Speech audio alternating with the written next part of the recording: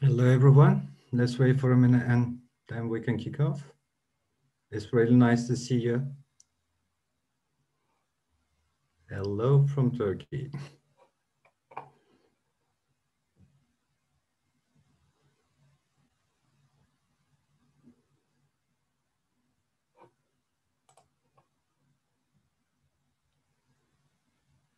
Oh, we have people from Iran too. Great, great. Azerbaijan, yeah. Russia, good. Ukraine,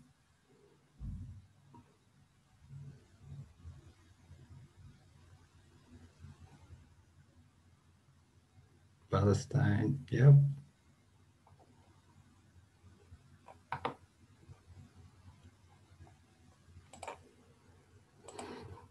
I guess we are all ready. Let's start. Again, hello everyone. Welcome to the Digital Day with Cambridge event. I'm Dorsal Hamish, the marketing manager of Cambridge University Press. And I would like to welcome you all to a day of exciting, brand new live sessions from CUP and CAELT experts.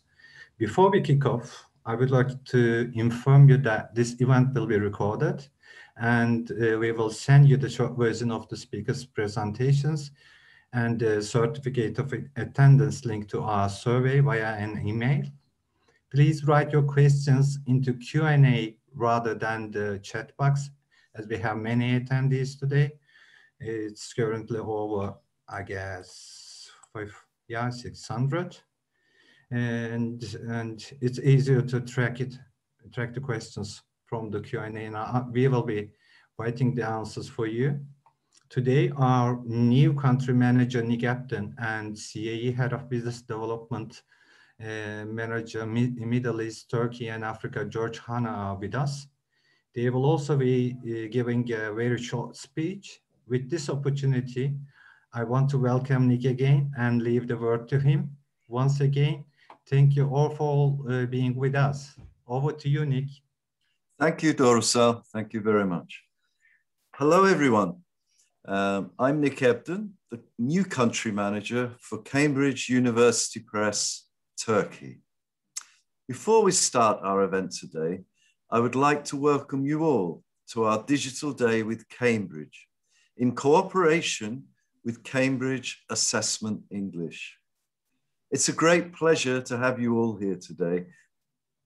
As you know, we all went through a challenging year, but today we're here to look forward and to bring you a series of professional development sessions that will help you, encourage you, and motivate you for the coming school year.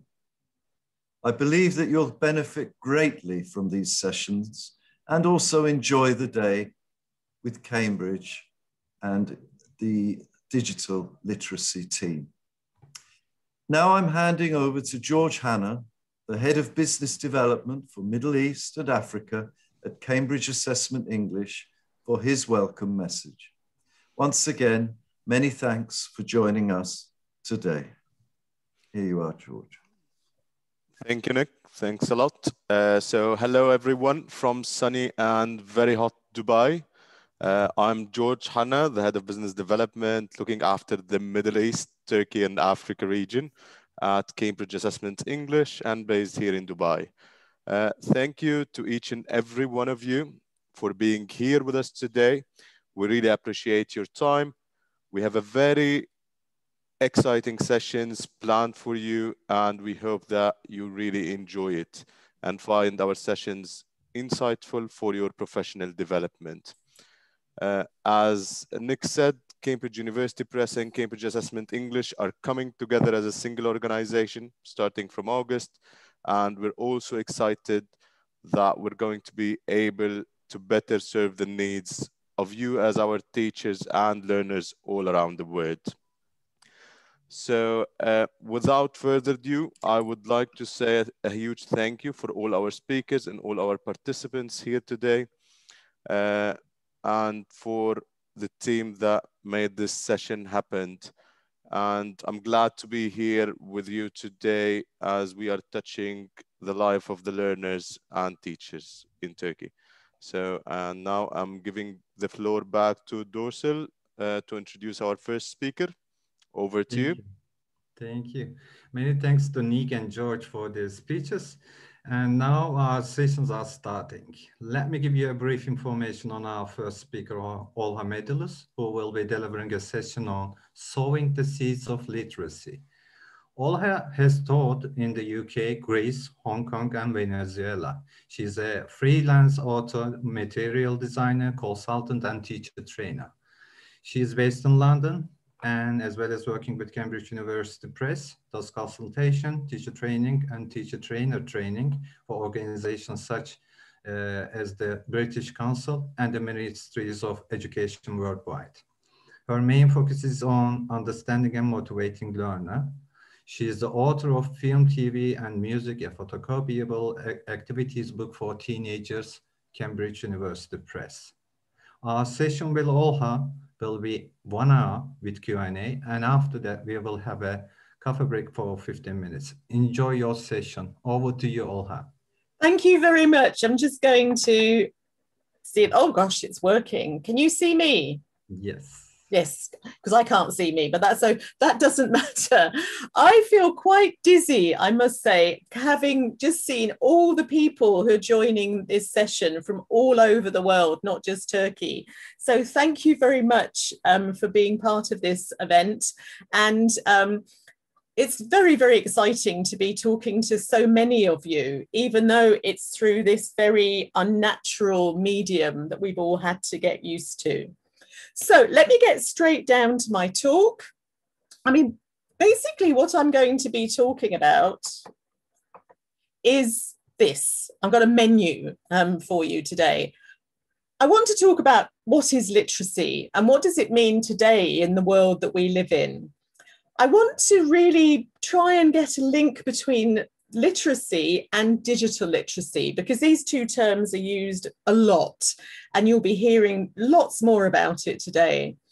I want to kind of reflect on what's happened in this last year and maybe what it's taught us. And I think that's a very important thing. I'm really going to look at also something that is very close to my heart, and how digital literacy is not a replacement for the classroom. And I'm sure all of you would agree with that. But where is it important? How is digital literacy important? How is digital learning important for our learners? And obviously I'll be saying a few other things, and we'll be doing a few activities. Because there are so many of you, I'm not going to be looking at the chat box because I think it will make me very dizzy, but I hope you will be participating in the activities, and I'll certainly try to answer your questions at the end. So, what is literacy today? I'm really looking specifically at younger learners, but if you teach older students, teenagers, 10-year-olds, adults, I want you to think about what this means to you. How can you think about what I'm saying in terms of your older students? Literacy, if you look in a dictionary, go to any fantastic Cambridge University Press dictionary, and it will tell you the definition is the ability to read and write. But I think it's more than just that. I think literacy really should cover what we're reading and writing, because it's very relevant today, what we read and write. I think it's also very important to think about where we read and write. What kind of tools are we using in an everyday situation, you know, whether it's books or whether it's smartphones. I think it's also very important to think about how engaged we are with the written word and how important that engagement is for us now and in the future. And I'm also really thinking that literacy is a gateway, isn't it? That we learn through literacy.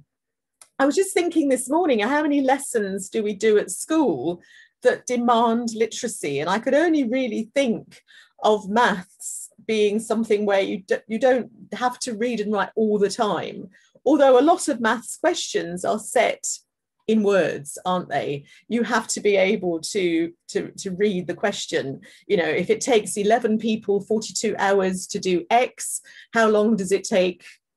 You know what I mean? Okay, I think first of all, we really have to accept that we live in a digital world, and that all these three things here on the screen are interconnected. That's what I was trying to get the images to show, that reading and writing, digital and knowledge, all these things are interconnected. And what I've left out there is communication as well, how we communicate. In life, this is all interconnected. So I'm just thinking of a very simple example. So for example, I don't know, I want to watch a TV show tonight. I'm not sure what time it starts. So what do I do? Where do I go to find out? Well, because I'm very with it, I don't have a magazine. I go to my smartphone, I Google the information. So I'm writing the information into my phone. And then I read what information I find. Quite often there's too much information, so I have to read a lot of things to eventually find the time. And then I'll text my boyfriend to tell him, this is the time of the TV show, this is the time that I want you to cook me dinner. So this is just a simple example of the everyday, but we're seeing already that the digital is very interdependent on reading and writing. I think I'm going to say but a lot in this hour, because I think there is, you know, we're looking at two things here, and we're making lots of comparisons. I think it's very important to remember that not all students, not all children have equal access to this kind of technology. And I think sometimes, I mean, I'll just tell you from England, when we went into the first lockdown, it was just assumed that all children would be able to do their lessons online. Well, I'm sorry, that's a very naive thing to assume, because not all schools have those resources. I mean, teachers had to get the resources, find out these things. So a lot of schools may not have the resources or that focus on digital that would make it possible. And obviously family circumstances, you know, that lots of families just didn't have laptops for everybody. They don't. Around the world, lots of people just don't have that situation where everybody in the family can have their own laptop. And also, is it a culturally acceptable thing? Is it a culturally positive thing to look at using digital technology? And I do talk about using smartphones in class, because I like to use them with my students. I teach at a university most summers when students can do that. And I like to get the students using their smartphones. But culturally, in a lot of schools, smartphones are not acceptable. It's seen as something naughty, something distracting. So there are lots of reasons why we don't have access to that. And I just thought I'd show this little picture. And it's me working on a project in South Africa. And I was working in a farm school. And in this school, there was no electricity. There was no running water. And these children come from families where they live in very, very poor places where, again, there's no electricity, there's no running water, there's no money. And children do not have access to all this, you know, this wonderful stuff, because that's just the reality. And I could see that you come from all over the world. Most of you are in Turkey, but you're all over Turkey. And different schools, different families will have lots of different situations. So we can't make that assumption. So learning to read and write, I believe, is a fundamental right. And I certainly feel that that is a very democratic right, that everybody should have the right to be able to read and write and learn about everything, anything, whatever they want to learn. And I think it is well, I think it's a right because it's a gateway to learning everything else. You can't study, you can't learn unless you can read and write. So a question for you, and I will look at the chat to see what you think. Tell me, what do you think? Do you think children, when I say children, teenagers as well, young children, older children, university students, do you think they are reading and writing more or less in 2021? What do you think? Put your ideas, just put more or less in the chat box, and I shall try and have a look at the chat box. Oh, we've got 50. Oh, lots of people are saying less. Not everybody, but yeah. Oh, that's really, really interesting, because what you're saying, oops, I can't get rid of this chat box now. Sorry. Technology. What you're saying is, most of you are saying we're reading and writing less. But actually, it's much more. Now, I'm sure a lot of you now are going to be very surprised at this, because children are reading and writing more because they're on their smartphones. The smartphone doesn't work somehow because our brain just tells it what to do, but we're actually sending a lot of messages. And I know that some of you were saying, well, it's different, but I don't know if you know Professor David Crystal. He does lots and lots of fantastic conferences around the world, and I'm sure he's been to Turkey. Professor Crystal has done masses of research. He's really looked into this because it's an area that he's very interested in. And he said, because of using mobile devices, well, one thing he says is that it's not all just, abbreviations and shortcuts and emojis, that actually kids very quickly start using quite complex, interesting formulations of sentences, and they try to be very descriptive. So what they're reading and writing, yes, sometimes they're using emojis. I use emojis, but when I want to get a message across, I'm using language. So what he actually did in his research, he discovered that literacy scores, spelling, but also this idea of processing information quickly, and information, lots of it in words, some of it in pictures, some of it maybe in diagrams and graphs and everything else, but it's actually, it stimulates that part of the brain. So all is not lost. Do not feel that your students are not being literate, because the digital technology does support reading and writing.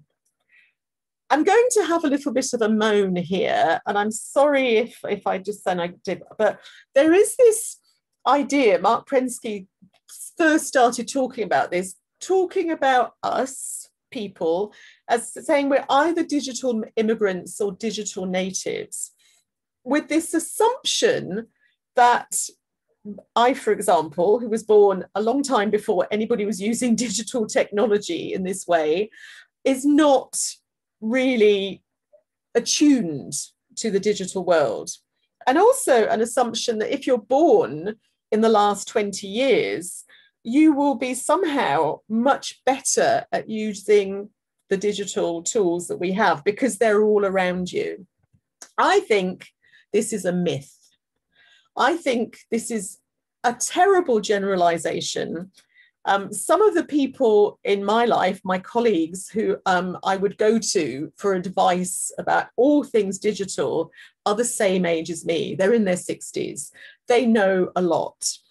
When I'm teaching students, and I'm teaching teenagers or older students, for example, at the university, my university students have all the technology, but if I ask them to do something like send a tweet or do some research, they don't know how to do it. They're not born with this ability. It doesn't come naturally. You have to learn how to do these things.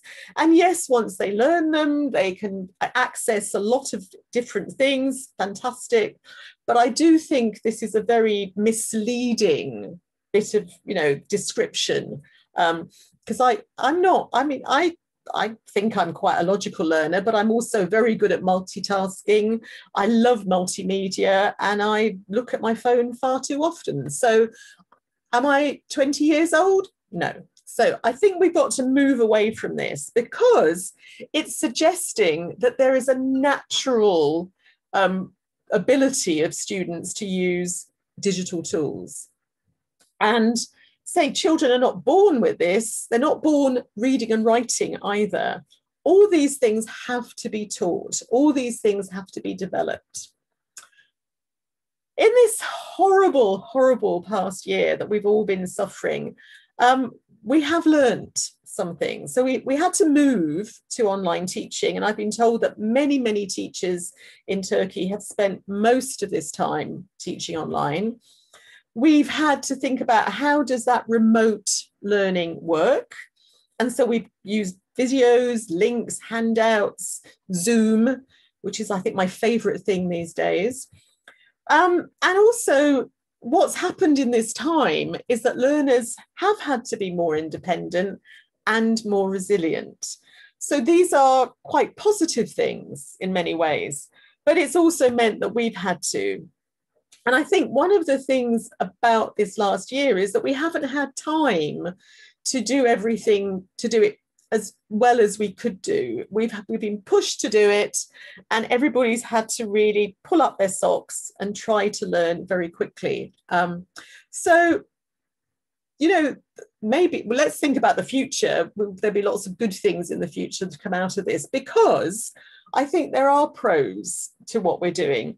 One of the pros, we were talking before we started with the team, is that, look, I'm reaching people simultaneously in Turkey and in the Philippines and in India and in Azerbaijan and Iran. There are pros to this kind of technology. As teachers, we've explored these different resources, but maybe in a limited way, because we really haven't had the time and the leisure. And the signposts, we haven't had enough help maybe. But if you go to the Cambridge website, you will find there's so much support. So from the very beginning, there was lots of support, lots of help. So the Cambridge Assessment, Cambridge University Press websites have been amazing. And there are lots of other, that's just an example, there are lots of other places to find support. And we did start thinking about how we could be more flexible with learning and maybe give students a bit more autonomy. But the class, not being in the classroom, and I'm sure you'll all agree with me, has had a lot of cons as well. And we've missed it. And I so sorely miss working with real people. And so many aspects of what there is in the classroom that we've missed. You know, the interaction, there's the craziness, the fun of it, the encouragement, that you can give to your students when you're in class with just a wink and a smile and whatever. We've missed a lot of that. And I think what we really need to think about is what aspect of that learning is, we can do it online, but there is something about the group. And I'm going, and that community of a classroom. I always talk about, I talk to my students, and when I was teaching very young learners, so we're a family, we're a little community, we work together. Now, I don't know how much you read about people like Leo Vygotsky in developing, your educational knowledge, but Lev Vygotsky was talking, sorry, did I just call him Leo? Lev Vygotsky was talking like in the 1920s and 30s already about how important this idea of learning together. And he was saying we learn just as much from our classmates and everybody around us as from the teacher as well. But the teacher plays a very important role. Our classmates, the community help us to make meaning. And I think, in our heart of hearts, we kind of feel that's what's missing. And what I feel that, you know, some people say, no, this is great, we don't need to go back in the classroom. That digital learning isn't moving away from that. I think that evolution, if you think of, you know, some people think of evolution as you leave behind what you had before, that we've now changed. I don't believe that the way we teach is about changing, giving up what we did before, but I think it's just having more tools. And certainly I started teaching 40 years ago. I've just, you know, added things to my basket of tools that I use. I still use a lot of the things I used 40 years ago, but I now can use some of these other tools. So I think that's a very important thing to think, okay, let's put it in perspective. And we're not listening to people that say we don't need to have a classroom. So the future, I don't believe, is this. I don't believe that we're going to have robots teaching. And I don't believe that children will become completely autonomous learners. You know, this idea that put them in front of a computer and they will learn. No, I don't believe this. And I'm going to go into quite a bit of detail about this now. So, the happy days. I'm going to use the metaphor of a marriage and saying we want to marry these different approaches. We want to put these things together.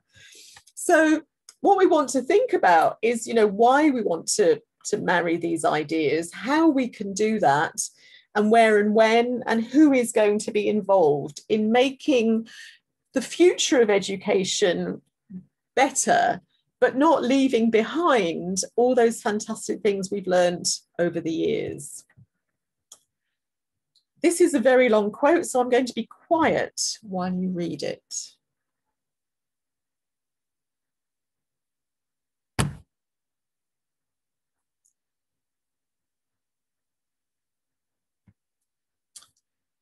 This is just some research I found recently that I got very excited about, because it really it links with how I feel about things and what I've learned from teaching for a long time and studying this, is that the brain does need a lot of different experiences to develop, that the synapses in the brain need a lot of stimulation and a lot of motivation.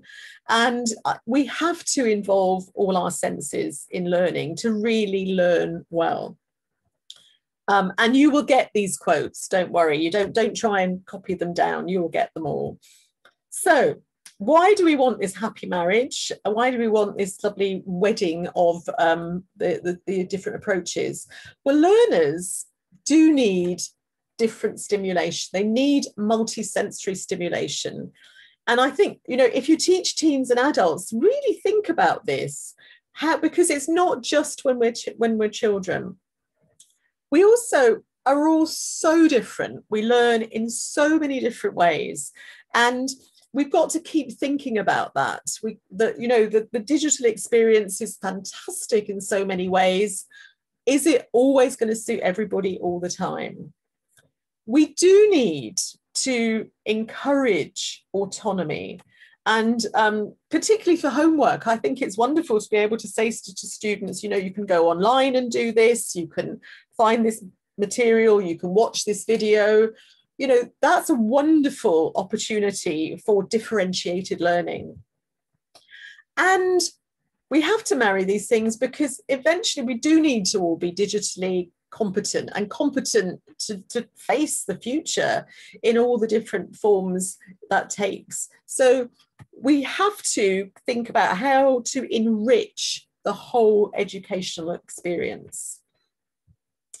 Now, when it comes to, I'm going right down to basics now when we're teaching very young learners, that what we're trying to develop when we're teaching little kids is motor skills. And I have a pencil here somewhere, yeah. So holding a pencil is not easy for learners. And actually, it is much easier for a child to press a keyboard than to hold a pencil. But that doesn't mean that we should not encourage them to hold a pencil, because developing motor skills is really important for your hands and for your brain, as we saw with the Norwegian study, the background. So the whole experience, I'm going back to this lovely lady, Audrey. I'm sure you might have read this in, it's been talked about quite a lot over the last couple of years, that for students, it's actually better to make notes with a pen or a pencil than on a laptop, because you're actually stimulating much more of your brain through your senses, through using the pencil, through moving it, through thinking about it, through visualizing it. And also that wonder, I love using a pencil. I love the sound it makes. I love the feel of it. But, this is really interesting, that this is a huge amount of research they've done. And they're not the only people that have come up with this conclusion, that actually writing with your hand is much better for your memory, much better for learning. It's not saying that you never use a computer and a keyboard, but we can't just let it go. There are lots of fabulous activities. I've just got a few examples from books where children get to practice controlling the pencil. And these activities are fabulous. I've got a whole list of them. I would call them pre-literacy tasks, but you might do them at the same time as developing literacy, particularly if you have a different alphabet from the mother tongue. I saw some people from different countries. I taught in Hong Kong for a very long time, and I also taught in Greece for a very long time, where children have a different alphabet. So getting them to really practice things is very, very important. So one of the things I mentioned here is things like ball throwing and catching, where you throw a ball to the learner and they have to catch it. And this really helps with hand-eye coordination. It helps them with their hands, because a lot of the time with children, you throw the ball to them and they're kind of like this. Now, it doesn't mean that in my English classroom, I'm just throwing a ball. It's under the table now, but still. What I do is I will say something like colour, and I throw the ball to the student, and the student catches the ball and says red or pink. Or I might say sport, and they catch the ball and they say tennis, and they throw the ball to somebody else. So you incorporate that, and it really does help them focus. And it seems to also help them to break down the barriers of speaking English, which I find very useful. So this is good. All these things, cutting out. Now, cutting out is a very interesting thing, because you do have to look and manipulate, colouring, tracing, matching things, sticking stickers. A lot of course books comes with stickers.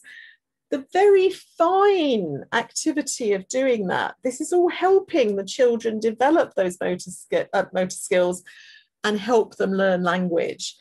So I'm also mentioning arts and crafts and movement games. And as I say, these all help to develop coordination, motor skills, but also focus, also memory. And I'm going to show you a few examples. When I was working in Greece, I taught 4-year-olds as well as all the other ages. And as I say, the Greek alphabet is different to the English alphabet. So how quickly could I get them used to the English alphabet? So one of the things that I use is spaghetti for the children. And this is they love it. They love it. It feels nice. Obviously not raw spaghetti, because it won't work. But the children, can make the shapes of letters. I don't know whether you can see this, because I can't see myself. And you can say to them, make an S, make an A. And this is a wonderful way of getting them to manipulate the letters and to help them shape them.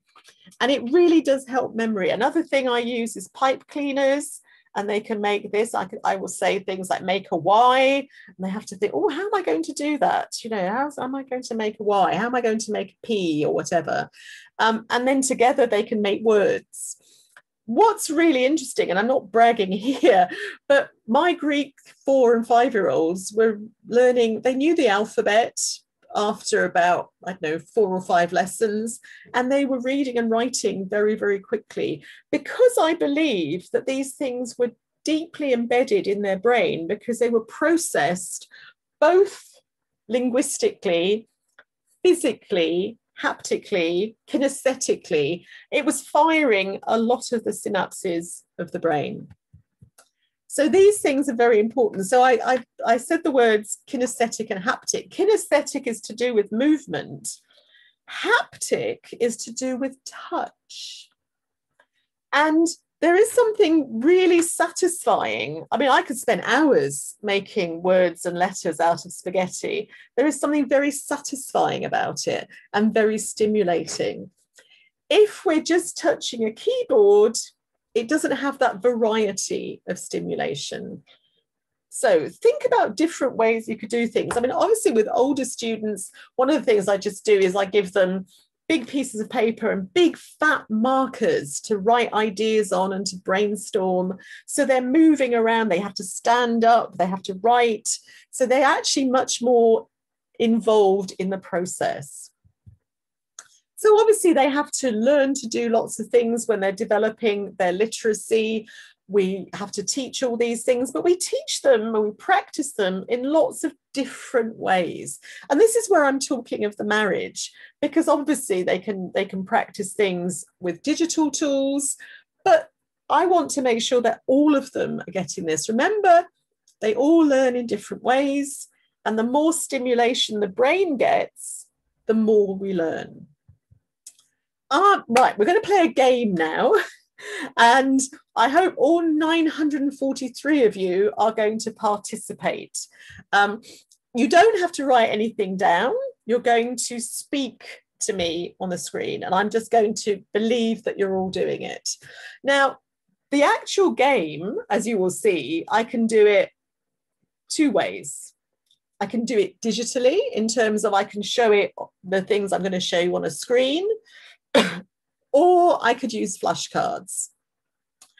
But what I would do with students is I would ask them to respond in a physical way. As well as thinking, I'd ask them to move. So this is a game called Clever Parrot. Now, we all know that parrots can speak, but if they're clever, they're not just repeating, they're actually thinking about things as well. Am I saying the right word?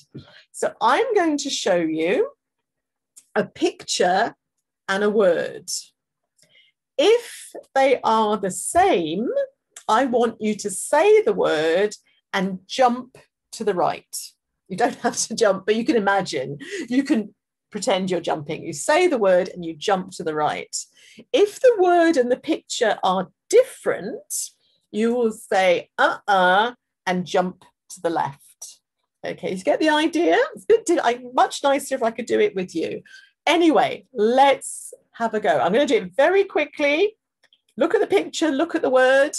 If it's the same, say it, jump to the right. If it's different, jump to the left.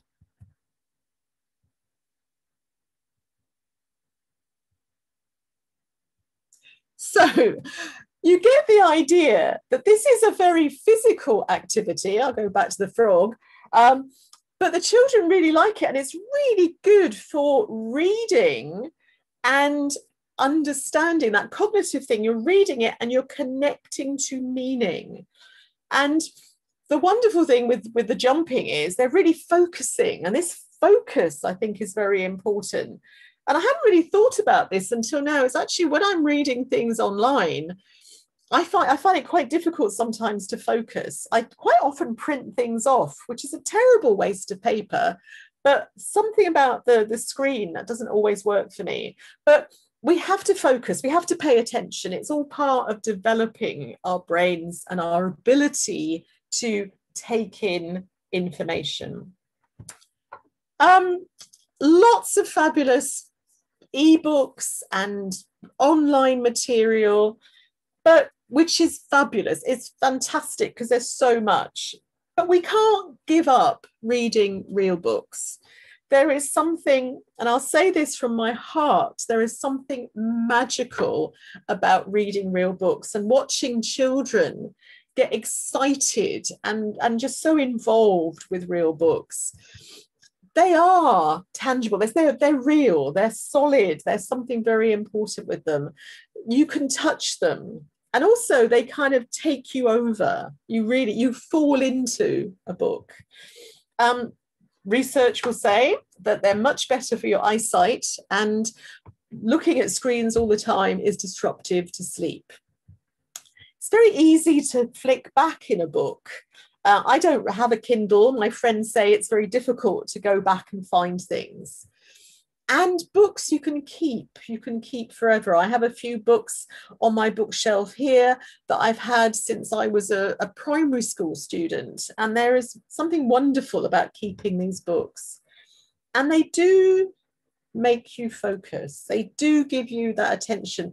And for younger students, there's the pictures, and sometimes there's interactive things like opening a door, etc. And I think that reading is something very personal, and it's something very much to do with the imagination. If there's too much help in the digital world of giving you the sound effects and the movement and everything else in a story, where is your imagination? I think that's a really important thing to consider. And I do think it's a very, very important habit to get into, to become a reader. If you become a reader, you become a lifelong learner. Okay, I'm going to play another game. I'm just trusting you to do this. You don't have to. You can just watch. This is a memory game. And I do games like this with my young learners and also with older students with different vocabulary. You can do it, again, you can do it with real objects. You can do it online. You could do it in an online lesson in exactly the same way as I'm going to do it with you. So I'm going to show you 14 things. There are 14 things in this picture. I will give you 20 seconds and then you write down as many as you can remember. Okay, can you do that? Or just imagine you're doing it. So you look at the picture, look at it, and then you're going to write down as many things as you remember. Are you ready? Steady, go.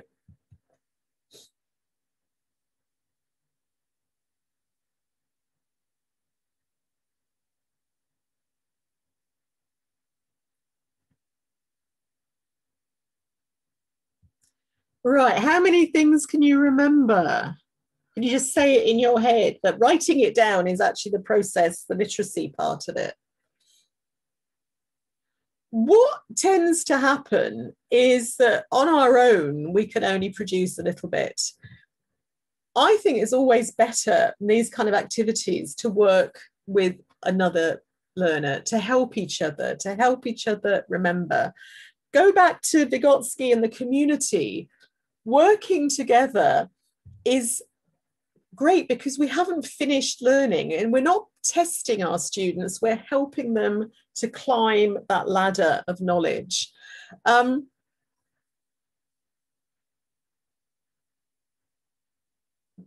Two of the most important life skills that we need to develop are communication and collaboration.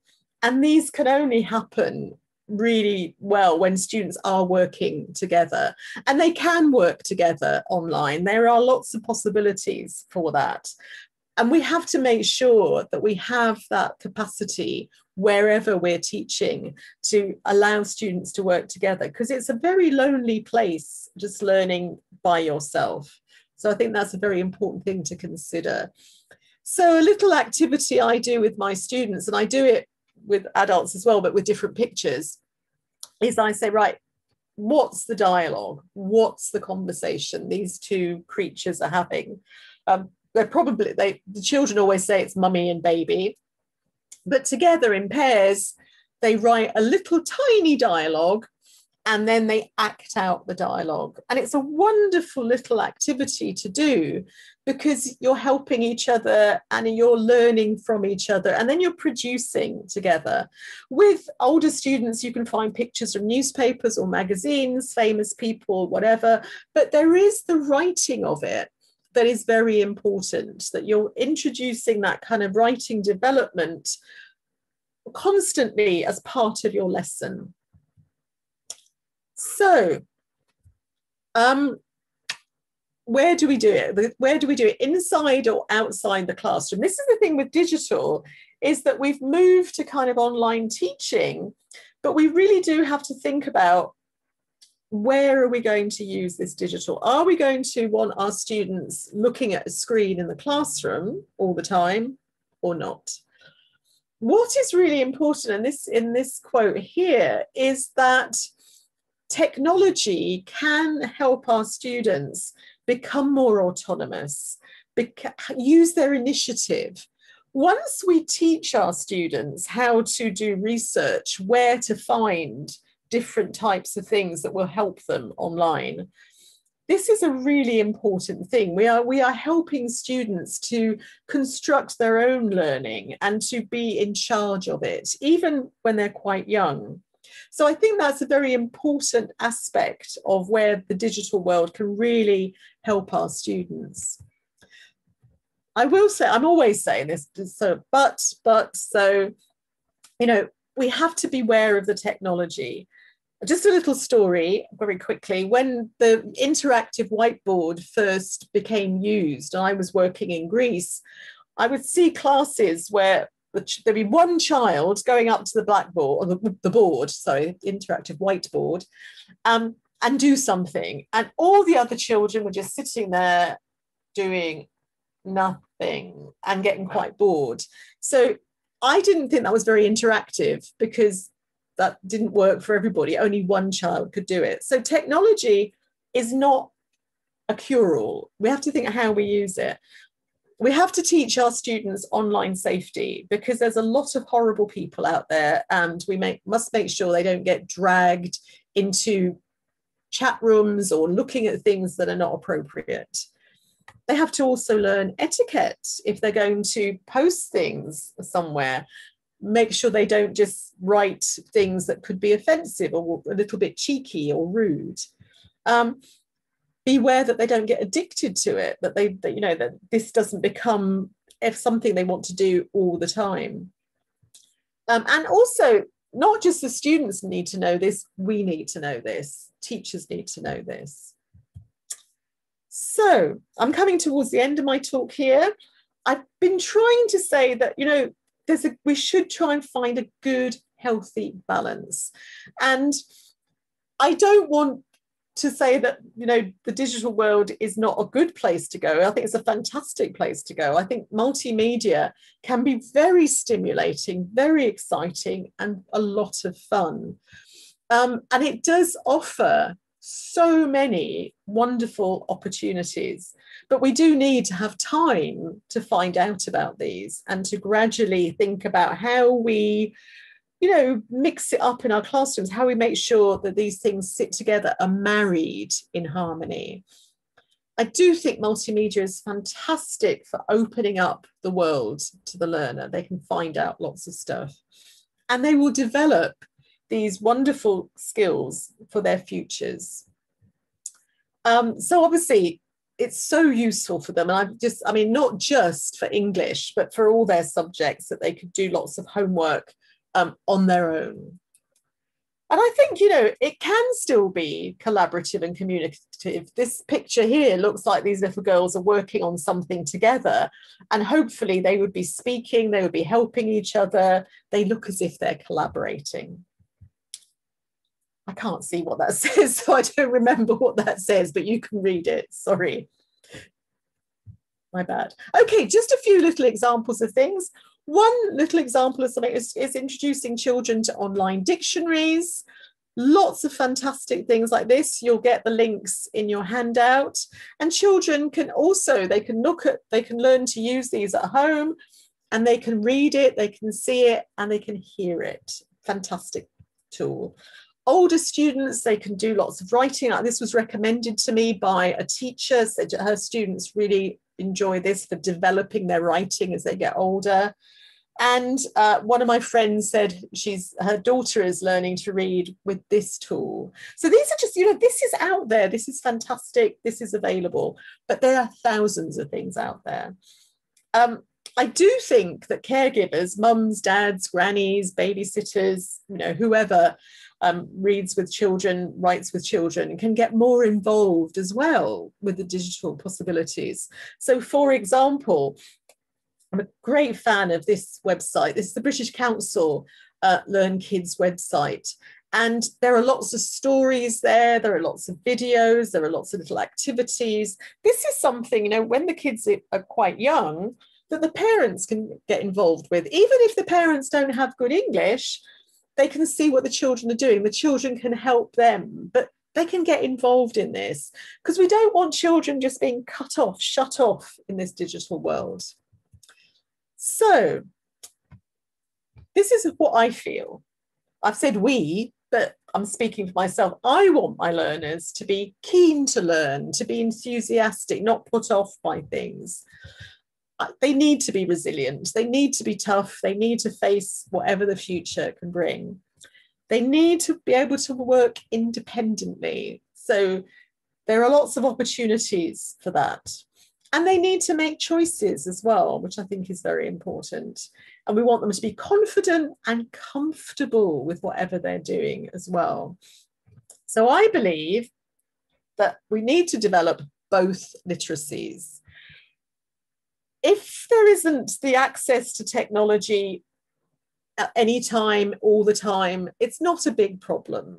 We have lots of other things we can do. We do want to develop these things, but we do absolutely need our learners to learn to read and write and to develop these absolutely crucial life skills like collaboration, critical thinking, creativity. We don't want them to just be blinkered and just be on a computer without those wonderful skills that we need for all our lives. It's my husband who speaks Turkish, because I don't. That is my blog address, and you can read this. I have lots of things on my blog for teaching younger learners, older learners, and you can contact me on my blog as well if you want to. And you'll get that in the handout as well, so don't worry. So at this stage, you can start. If you have any questions, we've got about 5 minutes to go, and you can ask your questions, and I shall have a look at the Q&A box.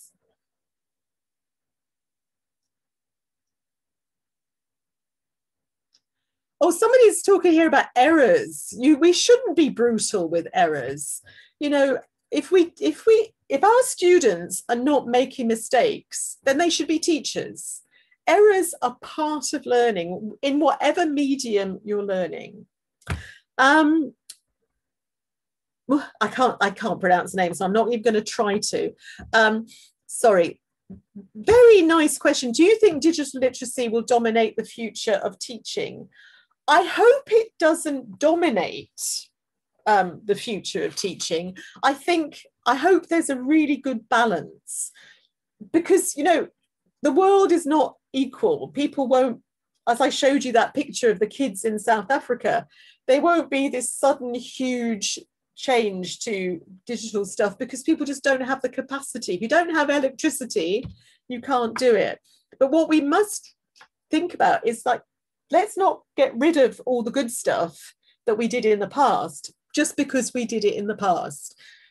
Domination, I don't know. I'm not, I can't read the future, but I hope it won't dominate. I hope it will sit very comfortably with all the other learning that we do.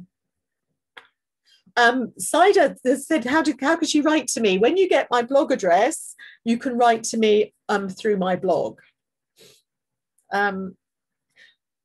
Somebody's asked, Ozan has asked about interactive literacy teaching among students. Well, the more interaction, the better. It's just, I just think this idea of a community. Interaction is my favorite thing, and I love it when students are doing everything themselves. They're working in groups, they're teaching each other, they're helping each other, and I just think it's so important to really make sure that that happens. And I think it has been difficult. I did a training session and I was scared.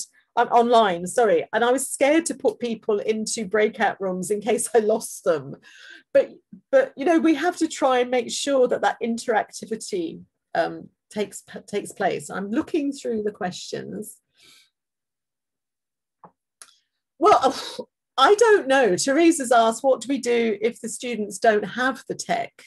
I think, you know, we have to look into possibilities. That's where you have to be resilient and creative and think, well, could they work together? Could they share things? Could the school be encouraged to buy at least a few computers for the children that don't have them?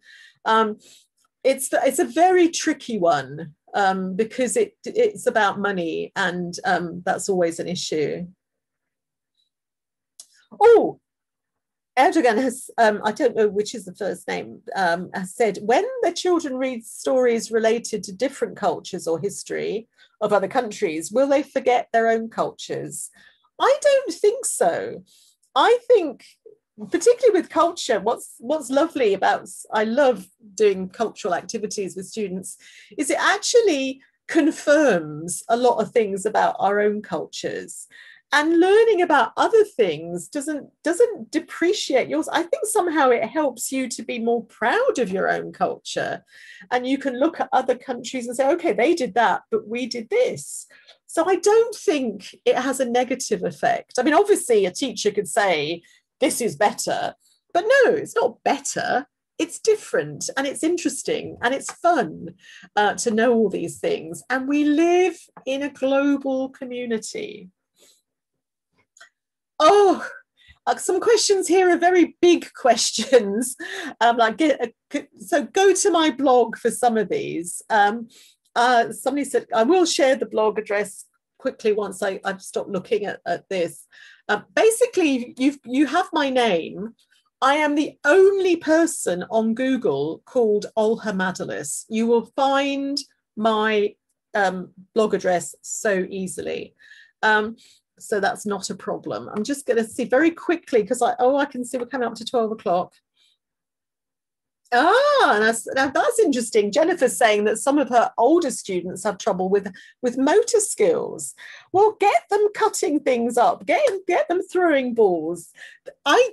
I'm sorry, but at university level with my students who are in their early 20s, we throw balls, we do all sorts of different activities because I find that it helps stimulate them.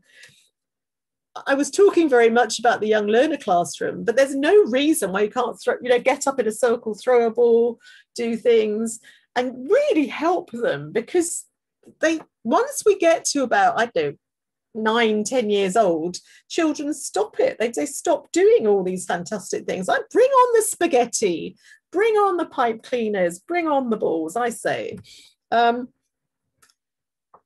Lots and lots and lots of questions. Somebody said I didn't mention Oracy Skills. That's another seminar. I don't ignore Oracy. I love talking about Oracy, but I was only given a short period of time to speak. So I think, I could talk about another time, and, there are lots of very good things. There are lots of stuff coming out with CUP, with Cambridge University Press, on Oracy, teaching Oracy. So many questions. There's a question about how do you balance classwork and digital work? Well, Gulfem, I think, we are teachers, we make the choice. We have to take responsibility for ourselves. You can't tell me, I can't tell you, you know your students, you know the situation. Every situation will be different. Every class will be different. And I think that's very, very important. So I really think that we have to keep making those choices, and we have to be autonomous as teachers. We have to make those choices. I can see a lot more questions there. but hopefully Dogrosal has managed to capture these questions, and I will try to answer them. And then when we send you, follow-up material, I can answer some of those questions. But some of the questions you're asking me will take at least an hour to answer, which is wonderful that you have so many questions. But I have to have etiquette in the digital world. I'm going to try to. There's my blog address again. But I have to be very, very conscious that it's now 12 o'clock. Sorry, when I say 12 o'clock, it's 12 o'clock in London. It's now 2 o'clock. You're all getting confused, going 12 o'clock. So thank you very much for participating. I hope to be with you in person soon because I love Turkey. I miss it very much. And I'd love to go to all those other countries that you come from. So thank you for everything. And please, contact me on my blog and we will try to answer your questions later and send you answers. So thank you. Thank you. Thank you very much, Olha, for being with us today and sharing your expertise with our audience. It's been my pleasure. I hope you all enjoyed our first session. Now we have a 15-minute break, and please be with us for our second session, which will be delivered by Ellie Kensington at 2:15 p.m. Enjoy your break. Thank you. Bye-bye, everybody. Bye-bye. Take care.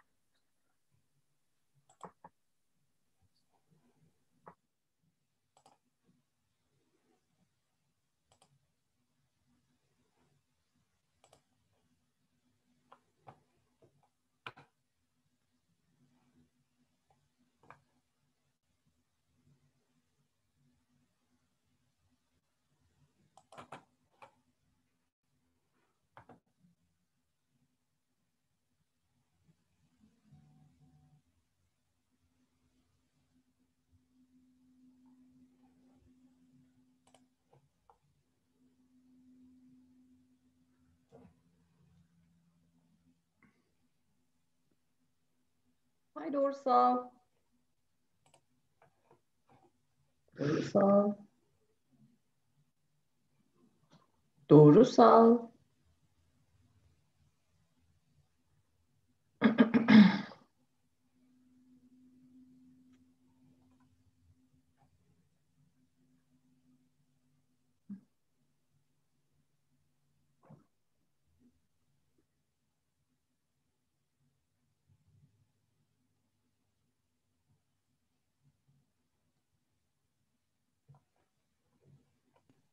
Hi, Dorsal.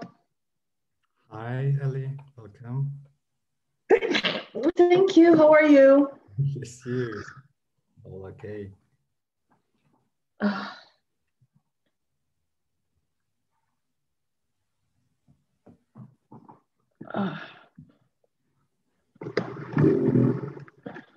Shall I upload my, shall I share my screen?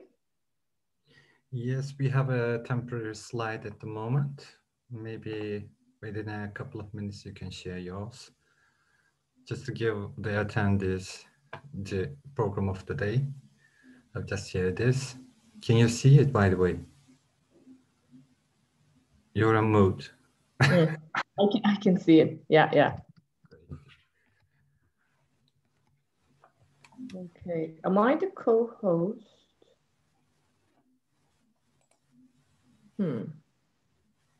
You should be the one. Wait a second, because I need to choose an option where I can share my computer sound.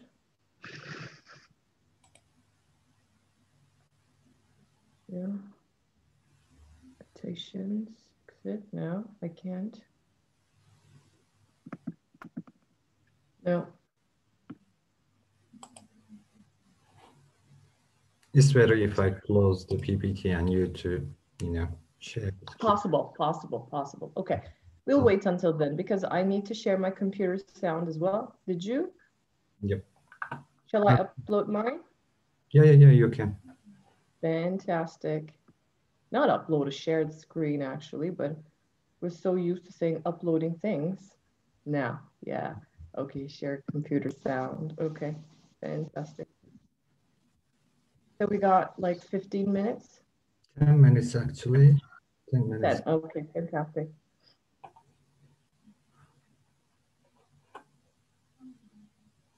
So how are you? How was everything? It's good actually. The attendance is great, so we are happy.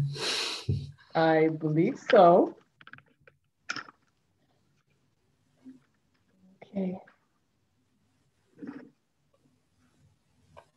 Okie dokie. So yeah.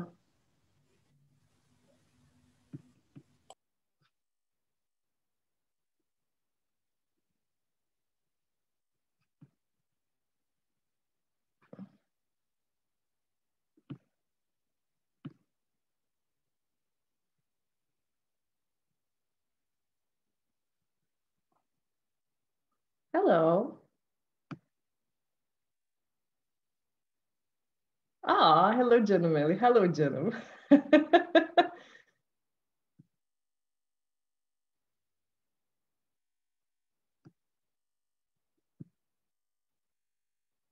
Oh, thank you. We're happy to attend this session with you. Likewise, gentlemen. Likewise.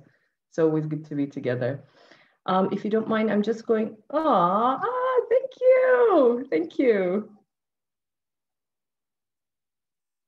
Likewise, I missed you guys. Honestly, remember you from 2019, Izmir Day, miss you. Guys, I missed you too, honestly. I mean, I'm looking forward to those days that we can do face to face.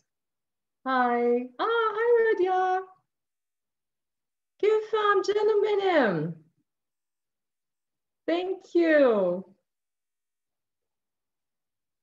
Hello, dearest. If you don't mind, I'm just going to unmute myself and switch off my camera for just a short while. And then I'm going to come back in 5 minutes if it's okay for you all, okay? Somebody's giving spoilers about me being fluent in English. All right. Don't worry, we're going to have a chit chat before the session as well. Gentlemen, thank you. Thank you. It's honestly speaking, it's great to be with you all, but I'm just, as I said, I'm just going to mute myself for a short while and switch off my camera, just all.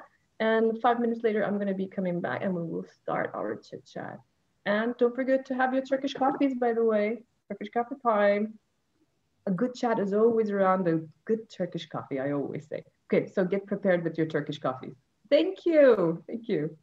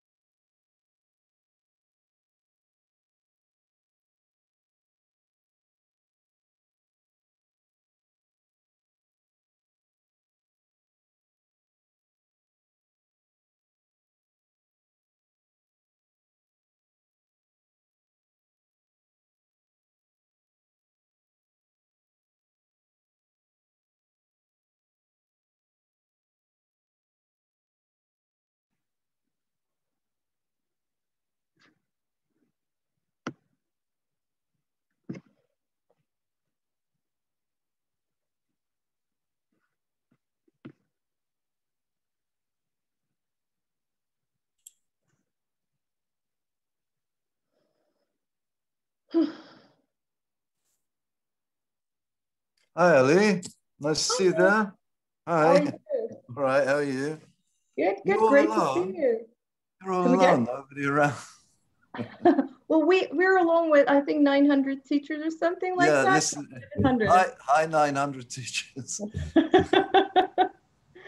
So how are you? I'm all right, thank you. Thank you so much. I'm very well. Good to see you. Likewise, likewise. And good to see you again, Borusa. Yeah, thank you, Nick. Likewise. Oh, good. What time do we kick off this next session? Within 2 minutes. Okay. Okay. Okie dokie. I see the chat box. Yeah, Wow. you Hello, got Ellie. some Hello, our fans. sunshine. Oh, thank you. Guys, you're amazing. You're always amazing. I mean, honestly, it's so good to be back, you know, to be with you all, because we're going to be talking about so many things, and we're going to be sharing so many things. We're going to be the student, we're going to be the teacher all together today. We're going to have fun today. A screen is shining. Oh, gentlemen, thank you. Thank you. I mean, honestly, I can feel the positive energy towards me coming from you guys. Thank you. Hello, gentlemen. Good day to you too.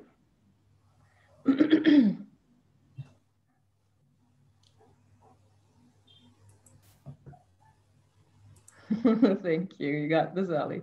Thank you. Have you all prepared your Turkish coffees, by the way? I want to hear a yes for that. I want you to have your Turkish coffees. I want you to enjoy it. Oh, hi. All right. Okay, cool. French press only. It's okay. It's okay. Iranian coffee, okay. Let's have some fun together, because today my aim is we're going to be, as I said, all Turkish tea. That's okay. Why not? But I want you to really enjoy this session. I don't want to start talking about the session or anything. Hello from North Cyprus. Oh, but you got really nice Turkish coffee in Cyprus. Let's say Cypriot coffee, because I was in Cyprus just before COVID hit, and you've got an amazing style of coffee as well. Whenever I go somewhere, it's like coffee, Indian coffee, okay. Oh, hi from India too. Oh, thank you. Guys are amazing. Bahrain. Wow, we got a great deal of, let's say, combination today. And Kayseri, okay. Marsin, I guess India. time up for the coffee break. So let's kick off. Welcome back, everyone. Hope you had a great break. And now our second session is about to start with delegate. Doris, we lost you. Hello.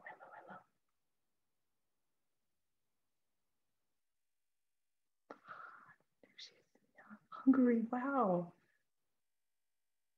Dorsa, we lost you. Wow, Bali. Oh God, now I'm so jealous. Kenya. Wow, Darija, Konya. Wow. Egypt. The Bali part really makes me jealous. Don't get me wrong, guys. At the moment, Bali. I haven't had a holiday for such a long time. Singapore. Wow. Iraq. Izmir, Uşak. All right. Okay. I think it's time for us to start. Normally, Dorsal was going to introduce me, and then he was going to talk about me a little bit, but we know each other, right? At the end of the day. Now, I'm going to start off. Hello to all of you. Okay, there's so many things that I want to talk about today. But first, I really want to ask you, how are you with this whole pandemic situation? All these lockdowns, all these switches and everything. How are you? Tired. Crap, I understand. I'm tired. Not so good. So actually, gentlemen, yeah. Exhausted, bored. No, really. No, don't worry. Today, We're going to have a great session today. Proms is a promise. Proms is a promise. Dorsal is back. Okay. Dying for a break. Tell me about it. Tell me about it. Okay, Dorsal is back. Dorsal, can you hear me? Oh, goodness. You're all fed up. I can see that. Dorsal? I can't hear you. You're on mute, dear. Where am I from? I'm originally from Canada, but I've got an interesting story. My mom is Greek originally, and my father is half Irish and half English. And I've been living in Turkey, so I can call myself Turkish. I am proudly saying that. It's been such a long time that I feel Turkish. Of course, I do speak Turkish. All right. So, all right, now, I know that you're really exhausted. I know that we're all exhausted, by the way. Now, just before we start, I saw some of my friends attending this session. Thank you so much. And especially one of my friends, I mean, all of you guys are all amazing, but I have a very old friend over here who's from Malaysia, Jag. We met each other when we were invited to a international trainer program, and we were in the same group. Jag, it's lovely to have you. It's been such a long time I haven't seen you, but we were always in touch. So all of you guys, thank you so much for coming. Now, let's get back to the drawing board and let's talk now. In this session, what are we going to do? We're talking about online creative reading. So what is this online creative reading? Let's talk about it a little bit.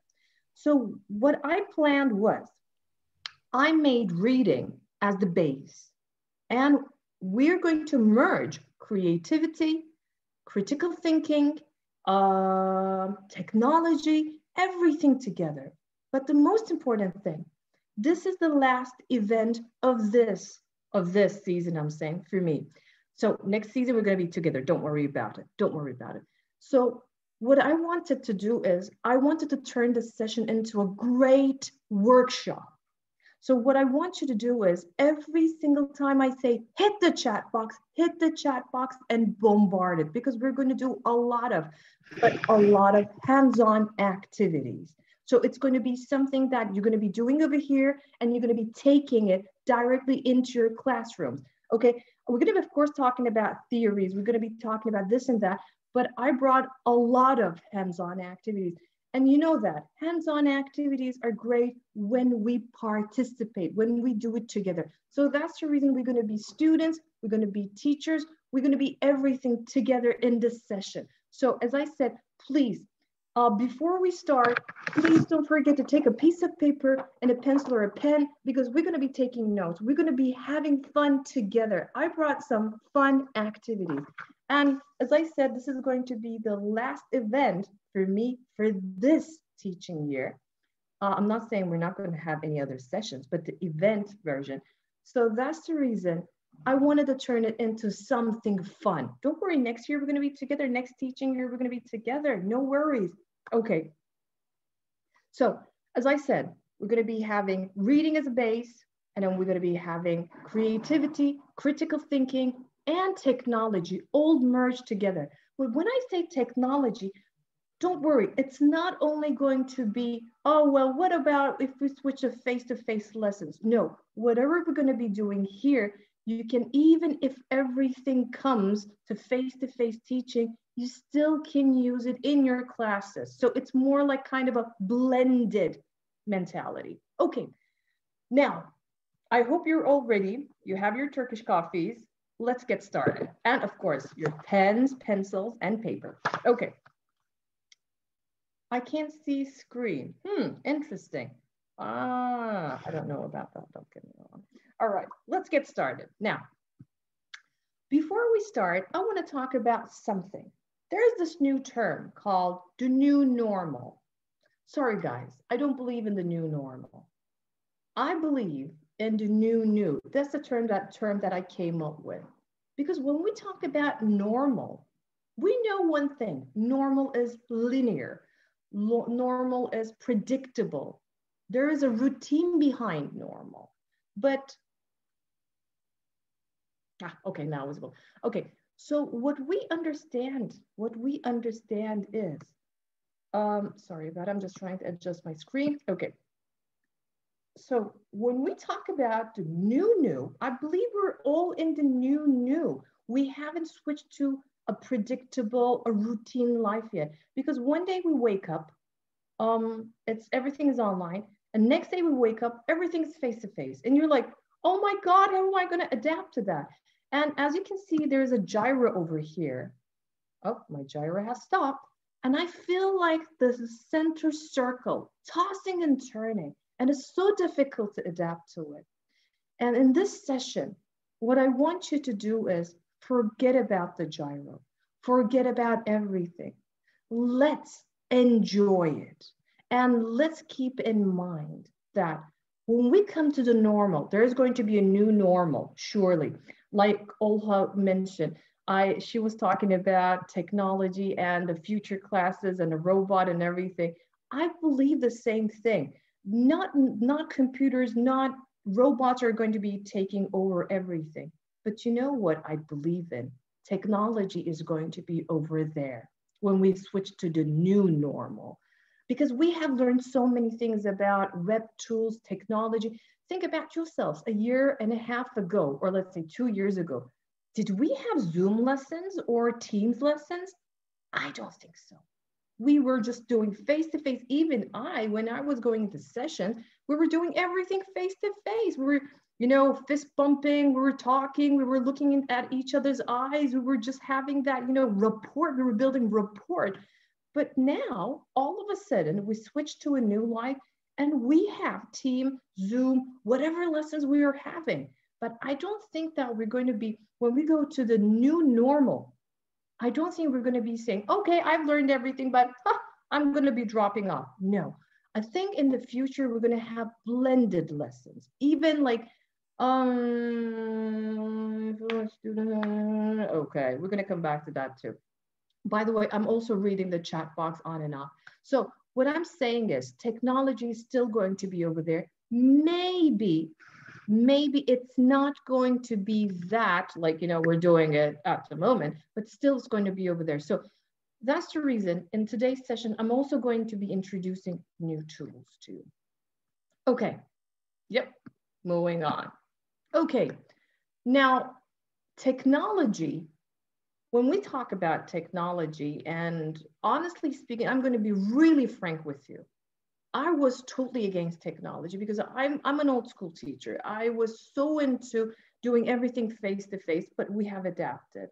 And what I normally, when I start giving online sessions or doing things around online, you know what happens? Teachers are going like, are you going to give us a new online tool? What about a new online tool? Sure, in this session, I will be giving you online tools as well. Sure, no worries, because online tools are fun and students don't like to go into routines and it brings a better engagement in the classroom.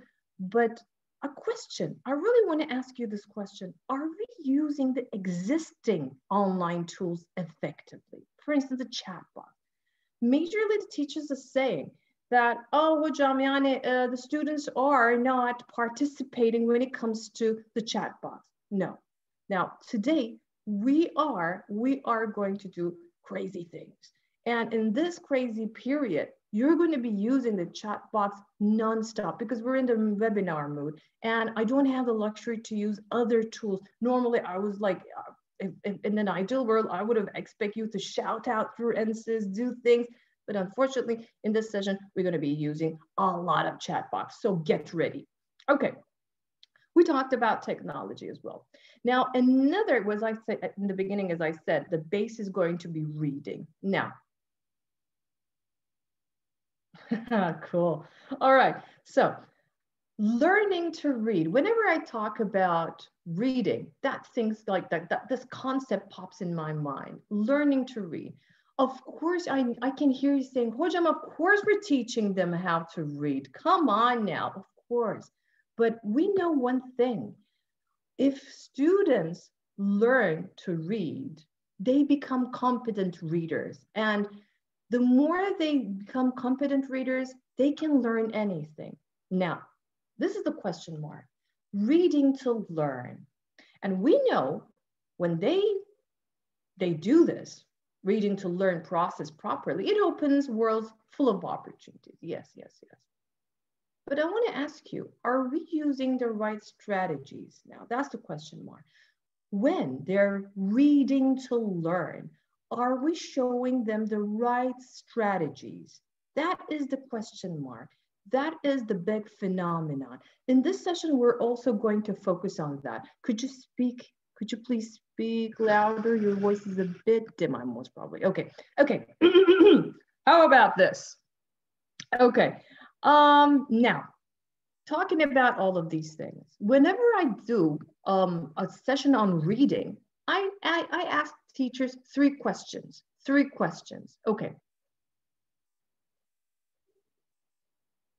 Okay. Now, these are my three questions, but I'm not going to be asking all of them. I'm just going to ask you the last one. Why do you think some students don't enjoy reading? Now, please hit the chat box. Please hit the chat box and answer this question. Why do you think some students, I didn't want to generalize it. Okay, good one. Answers are flowing. All right. Why do you think some students don't enjoy reading? Okay, they're shy because short attention. They're boring. Okay, understand it. Aha. We're going to be talking about understanding everywhere because afraid of reading. Okay, all right. They're bored, lack of awareness. Okay. Oh, wow. Okay. Funny reading. Dyslexic. Bingo. Okay. Lack of vocabulary. Very good. Those were the answers. Actually, I was fishing for unfamiliar vocabulary. Okay. Making mistakes. Okay. Now, let me tell you one thing. I'm dyslexic. Hello. Yeah, I am. And I can understand that. That's an extreme thing. All right. It gives you difficulty. Dyslexia is something totally different, and I have that, and I was born with this, and there's no pill for that, and it's not going to be cured. But if we apply the right strategy, there's always a way out. And number two, I see lack of vocabulary. You know what? I'm also an assessor, and you know what happens when we check out the exam results, or when we analyze them, what happens? What we see is students are so focused with vocabulary, okay? They love cherry picking. Hocam, I don't know this vocabulary. Okay, right. Hocam, I don't know this. Okay. The problem over here is, first, when you read something, you need to understand the main idea. Then you can focus on the details, which is vocabulary. And number two, it's not a habit. It's boring. And you know what, generally what I come across with? The text is too boring. It's too long. I don't want to read it, Hocam. I remember when I was a teacher, when I was going into the lesson and I was telling my students that we were going to do reading, they were like, oh, Mama Hocam, really? Yeah, okay. Before they even saw what I was going to do in the classroom, they were just giving me that response. Hocam, yeah, I'm reading. Okay, I know the same, okay. They cannot concentrate because some of the texts are too meaty, too lengthy. Okay, and there are lots of things. Okay, all right, I'm here to help you over here, okay? Don't worry about it. So I have an answer to all of these things. Okay. So that's the reason I said, why don't we do dialogic reading? What is dialogic reading? Dialogic reading is the process of having a dialogue with students around the text they are reading. Now, as you can see, there is a thing over here. They are reading. What happens is, of course, we do dialogues with our students, but it happens in the pre and the post period of it. Never in the during. We do a lot of chitting and chitanging in the beginning, which is the pre-reading part. Oh, we do a lot of activities. We do activating Shima activities. We do teaching vocabulary, this and that. And we do it in a post. Okay, what did you get out of the story? Some questions. But what about during? We give this long, meaty text to our student and say, hadi çocuğum read. Honestly, I'm dyslexic. And you know, how does it make me feel to see such a long and meaty text? I go like, okay, but I read it. But do I enjoy it? No. So there is a strategy. There are strategies, and we're going to be looking at it. Okay. So talking about having a dialogue around a text, cool. What are the benefits? Let's talk about it shortly. So I'm going to minimize my screen over here. Okay, what are the benefits? Dialogic reading strategies create memorable, interactive reading classes and readers who think critically and engage in dialogue. And the second one, because I'm doing the because there's a reason. The more students become accustomed to the technique, they start to ask their own questions. Oops, there is autonomy happening over here, and develop their own critical thinking. Cool. So, talking about critical thinking, guys. Talking about critical thinking. There's a big phenomenon. People say that's analyzing, that's this, and that's that. There's a big phenomenon. And normally I give sessions on critical thinking, but now I'm just going to summarize it. Critical thinking is the ability of organizing ideas, defending opinions, evaluating arguments, making comparisons, and solving problems. Okay, this is the general message. But in my dictionary, Alley Dictionary, I have a different definition for that. I say making the right or best choices according to your needs, knowledge, circumstances, possibilities, everything. So that's the reason you choose the right answer for yourself. That's the reason when we talk about critical thinking, there are so many different outcomes. You see what I mean? So there is a variety of answers when we talk about critical thinking. So dialogic reading, number one, helps develop the memory. It's interactive, so it's not teacher-centered, it's very student-centered, where students are involved and they don't get bored. On top of everything, there's like autonomy and critical thinking. So we're going to be doing all together. Now, we're going to be applying crowd. I don't know if you have heard crowd before. It's a very simple tool, and you can, even if you want to further your research about it, you can go to www.cambridge.org/ELT/blog. There are many things about crowd and dialogic reading. Please take a look at it. I'm just going to give you the tip of the iceberg at the moment. And I'm going to give you the crowd, which is in the book, and I'm going to give you my version of crowd. As I said, I am dyslexic, so I have a different way of looking at things and, you know, consuming things. So, and when we go through crowd, I know some of you are already going to say, I already do this. So when you do that, give yourself a pat on the shoulder. All right, we're getting started. Terribly sorry. Okay, get your pens and pencils ready. We are starting our first fun activity. Before that, let's take a look at the C, completion responses. Learners are asked, sorry, I need to minimize the screen again. Learners are asked to fill in a blank at the end of a sentence about the text, don't worry about that. Mary studies, cats are good, the name of the girl, okay? So now I'm going to tweak it in the way I do it in the classroom. And I've done this with many groups. So pen and pencils and paper ready, right? Let's start with our activity.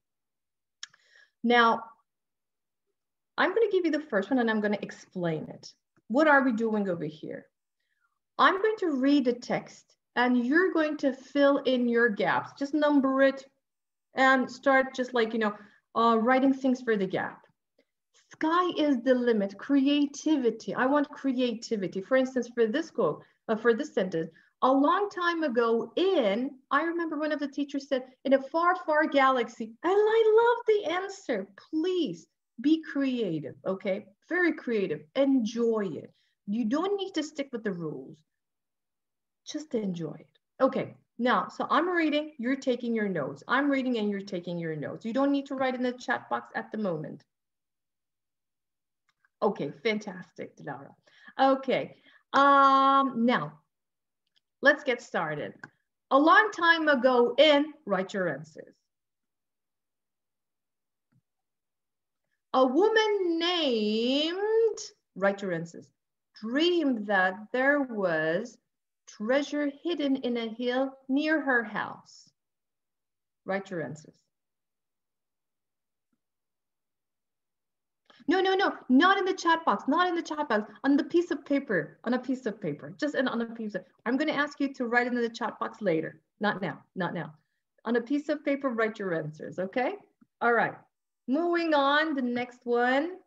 The hill was called, write down your answers. One day, da-da-da-da-da began to dig in.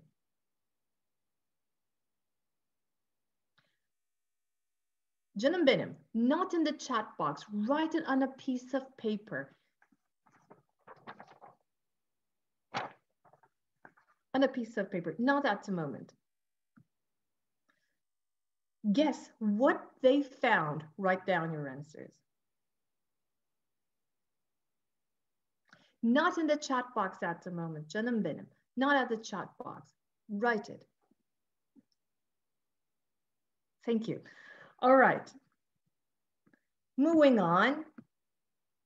And it was full of, write down your answers.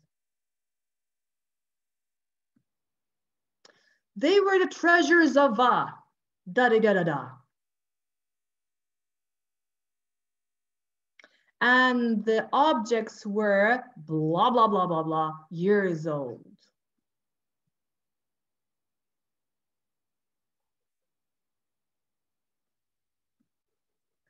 There was a helmet in da-da-da-da-da and a lot of gold. There were treasures from all over da-da-da-da.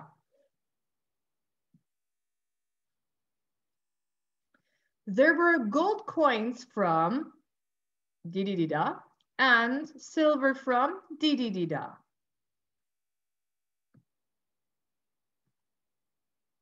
There were even jewels from, the helmet is very detailed.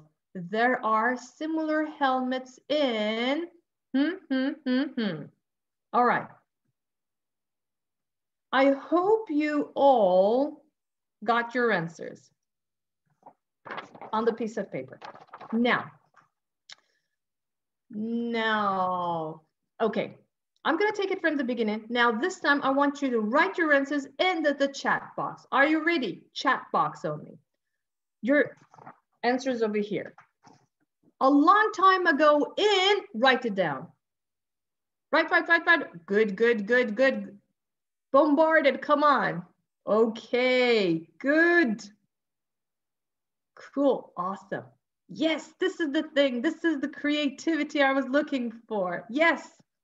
All right, now the next one is coming. A woman named blah, blah, blah, blah, dreamed there was treasure hidden in a hill near her house. Go on, bombard it. Good. Sky is the limit, go for it. That was a good one. Okay, moving on. Awesome. The hill was called Crown Hill. Good. Sweet Mexico Hill. Cool. Good. Silent. Okay, Silent Hill. That was a good one. Dreamland. Okay, cool. Bring it more. Kensington. That was a good one. Nemrut. Good. Sky is the limit, guys. Just bring it. As I said, there's no right or wrong answer. Just we're the students at the moment and we're enjoying it. Okay. The next one. One day. Da-da-da-da-da, began to dig in. A rat, to a good one. Cool. Ben and Sen, okay. Ali, okay. Soldier, good. A beggar, okay. Captain Jack Sparrow, I love the answer. Okay, Martin, she, a pirate. Okay, burglars. Okay, awesome. Moving on. Guess what they found? What they found? A little rabbit. Okay, Nelly and her. Guess what they found? A box, golden stick. Okay, go on, go on, go on. An idea, diamond. Okay, treasure box. Ahead of, okay, astronaut. That's interesting. Magic wand. Okay, coffin. Emerald. Okay, good. And the next one is coming. And it was full of dirt. Okay. Diamonds. Diamonds. Diamonds. Gold. Okay. Miracles. Oxygen. Okay. Jewelry. Okay. Good, good, good. Pour, pour, pour. Pizza boxes. Yes. Well, the whole thing. I love the answers. I love it. This is creativity. Okay. Treasures. Old clothes. Okay. Next one. They were the treasures of the treasures of a sank ship. Good. Go on. King. Good. What else? My wife. I love it. Cleopatra. Good one. Smurfs. Yes. Okay. Guys, this is creativity. There is no yes or no. There is no good or bad. Everything is amazing. Grandma. Okay. Outlanders. Martians. Yes. Okay, and the objects were blah, blah, blah, blah. Alibaba, that was a good one. The objects were blah, blah, blah, blah, years old. 500. Okay, 3,000. A million. Okay, good, good. 1,000, 150. Good, good, good. Yes, yes, yes, it's okay. 2,000. I feel like a bidder over here. Yes, yes, like it. I'm doing an auction over here. Okay, the next one. Okay, 1 million galaxy years. Okay, there was great answers, by the way. There was a helmet in and a lot of gold. Okay, the chest, my pocket. Okay, there's a helmet in my pocket. Fantastic. Front of me. Good, good. The chest. Okay, perfect situation. Okay, a secret box. Amazing. Enormously gorgeous. Okay, next one is coming. There were treasures from all over the galaxy. Awesome. The world. Neighbors, no, the neighboring villages. Okay, Canada. Yay, Persian cake, Greece. Okay, universe. Fantastic. Pacifics. Good. In the car. All right. All over in the car. Okay, why not? Disneyland. Cosmic. Okay, cool. And there were gold coins from Didi-Dida, Didi-Dida, and silver from Didi-Dida. Okay, England, Australia, ancient times, Egypt, England, Byzantine. Okay, my barber, awesome. Atlantis, I love it. The gold rush. Okay, moving on. There were even jewels from Göbekli Tepe. I even love that. The moon. The helmet is very detailed. There are similar helmets in, okay, the treasures. Go on, go on, go on. China, the chest. Okay, cool. Greece, Russia, Yozgat. Okay, why not? My home. All right, stop. The British Museum, I love it. Okay, stop.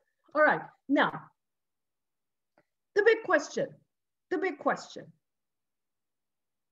Stop. You're amazing. Stop. Okay, now, what are we going to do? Yeah, okay, bottom, okay. Now, guys, you are absolutely amazing. Please give yourself a pat on the shoulder. Creativity has no limits. So you were just the perfect showcase of it. Thank you. All right. We can't stop now. I know, but we will have more activities. Don't worry. Okay. Now, what I want you to do is, you're very active students, not like our students. Exactly, Zena, true. All right. Now, what are we going to do? I want you, oh, by the way, you can do this activity on, like, if you want to do a digital platform, you can use Padlet, okay? You can write the sentences over here, the gap sentence, and you can number the gaps, and students can come over here and write down their answers. Now, there is two rules. Number one, they have to be creative. Number two, the answers should never be repetitive. Never be repetitive. So if one student comes over there and write Istanbul, the other student can't write Istanbul. Okay. I love the answers, guys. Thank you. We're very active students. Okay. I love you guys as well. My students love Padlet. Fantastic. Use it to your advantage. Or you can do it in another way. What happened? No. Okay. This is the version. No, I cannot share it with you, I guess. Wait a second. Wait a second. Ellie made a little boo-boo over here. Okay, I'm still with my slide. Yeah, sure. Okay, sorry about that. Okay, you can do it in another way, or you can write the sentence, the gap sentences underneath the boxes, number the boxes, and again, students can come and write their answers. So this is a nice way. If you want to do it digitally, why not? Okay, I'm going to come. Wait a second. Can we do it orally? I love the question. Normally, in an ideal world, if we were on the webinar mode, this is the thing I do. I read the sentence over here, okay? For instance, a long time ago and I ask my teachers or students to unmute themselves and shout out their answers, okay? You can do it in your online classes or face-to-face classes, okay? This is the thing. And there is a great, beautiful cacophony. Everybody's shouting their answers. Everybody's shouting their answers. And it's a beautiful harmony of cacophony, I'm telling you. So normally I would have do it this way, but we're in the webinar mode. I cannot ask you to unmute yourselves and shout out. So normally you can do it that way or this way. All right. Now, what I want you to do is, you got your answers over here. Read and check your answers. Just read and check your answers. Let's see, how many answers did you get right?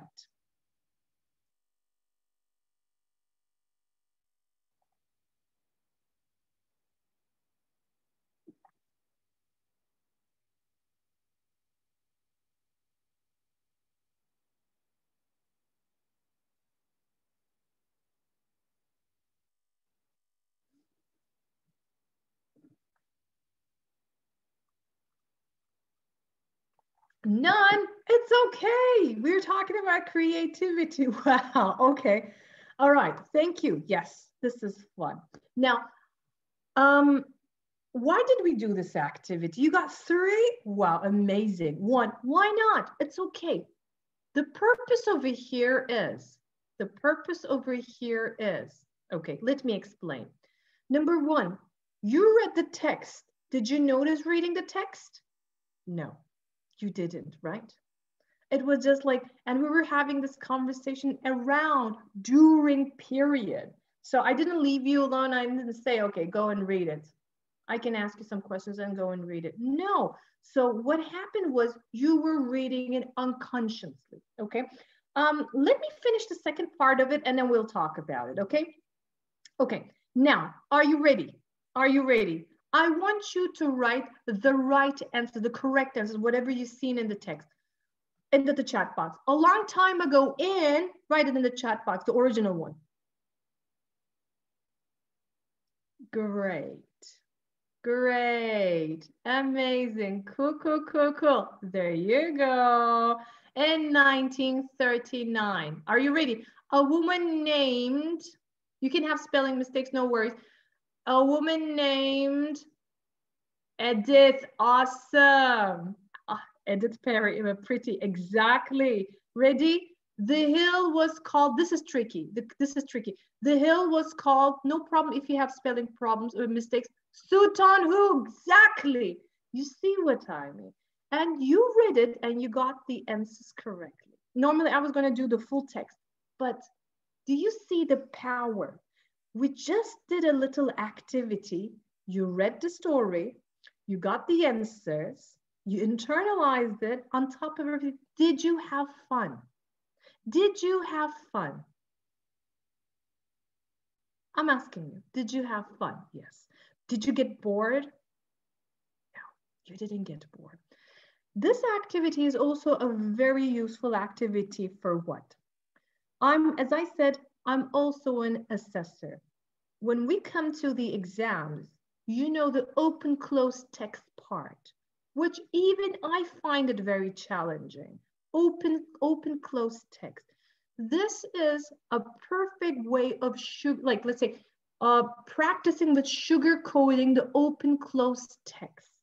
They get used to it by having fun. And when they encounter this kind of, you know, open close text exams, they don't go frustrated. You actually prepare your students for a good future, even for exams, by having fun. All right, moving on. Of course, we have so many things to talk about, so I need to shush.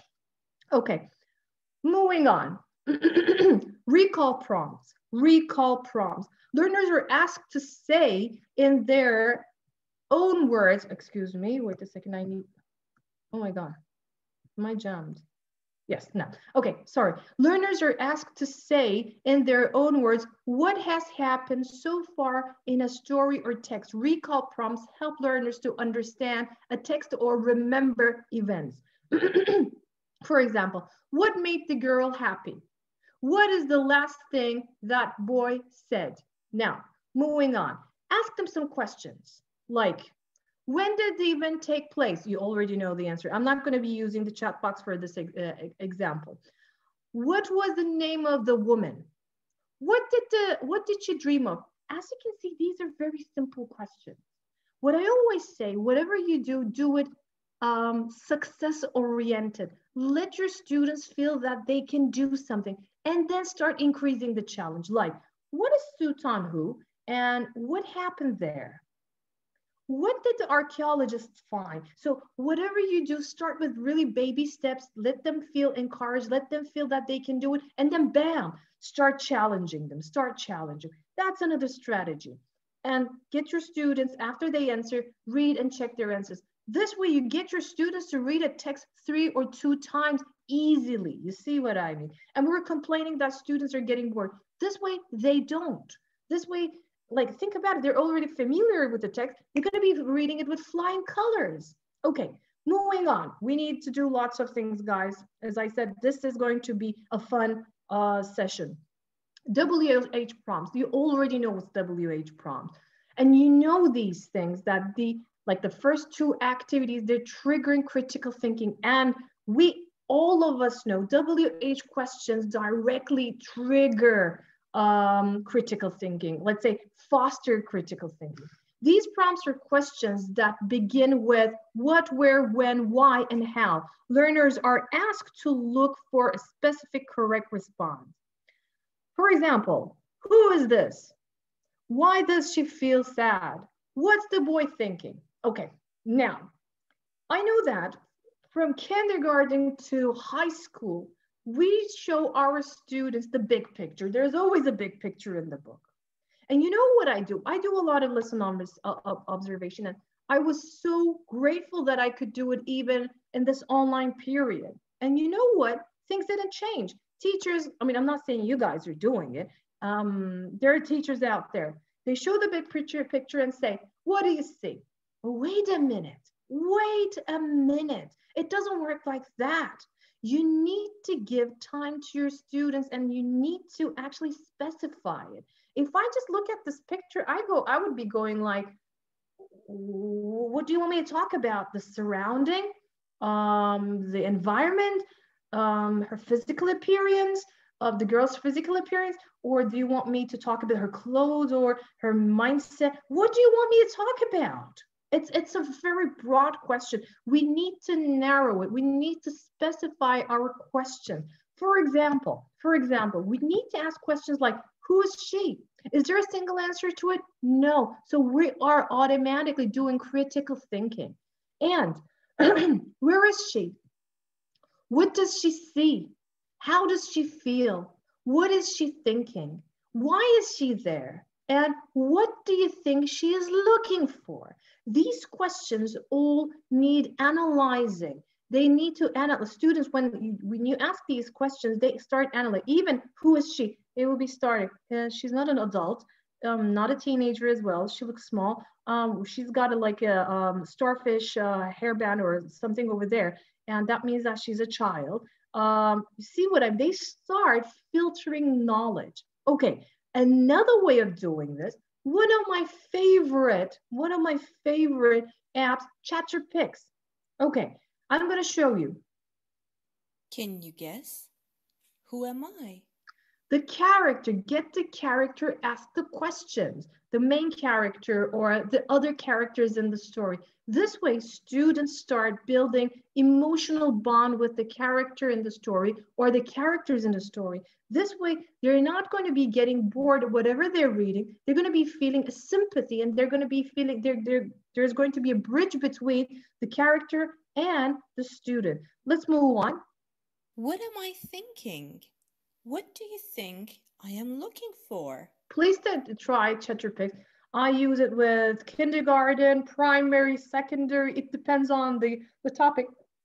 You can voice everything and they enjoy it. And there's always an emotional build between, an emotional bond between the character or the characters in the story with your students. Okay. Open-ended prompts. Learners are usually asked to focus on the pictures. Now, this is the tricky one. This is going to be the meaty and the bulk one. Learners are usually asked to focus on the pictures that accompany a text.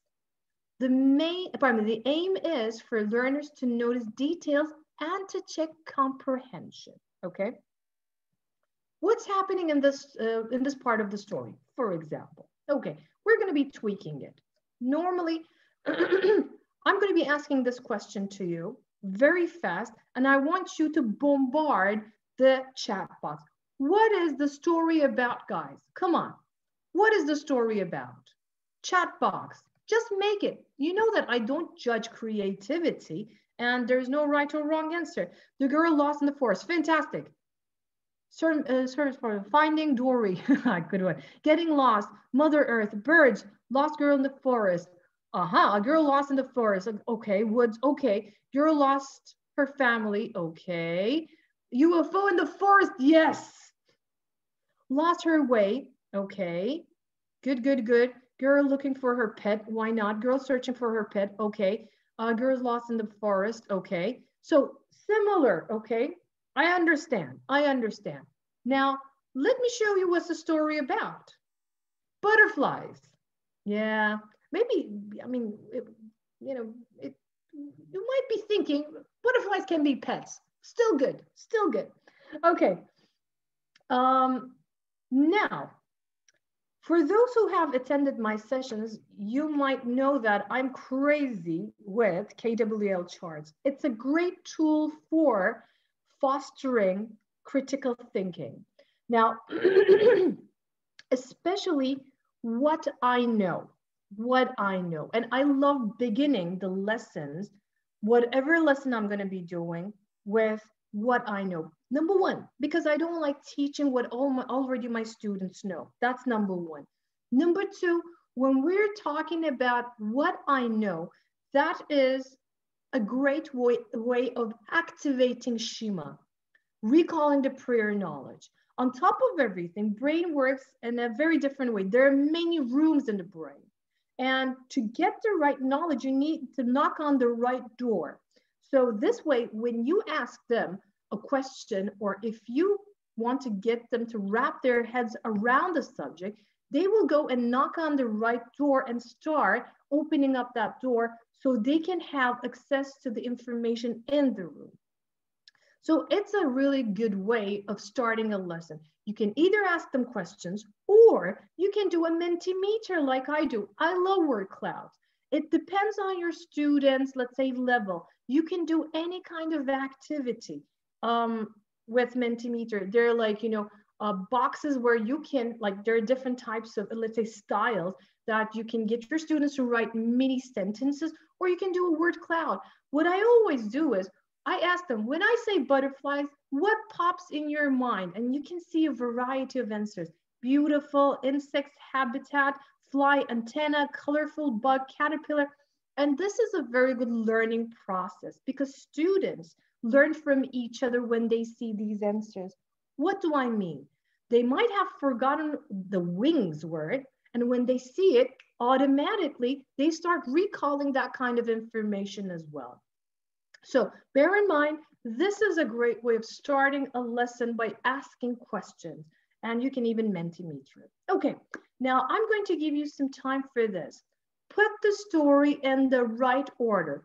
I have snipped the pictures and I've jumbled it, and I want you to put them in the right order. This is also a very important critical thinking activity, because you start analyzing the pictures. You start looking at the details. You're filtering the knowledge and you're saying, wait a second, this cannot be the first one. This is the second one. On a piece of paper, please write the right order for yourself. Don't write it in the chat box. Don't write it in the chat box. Just put them in the right order.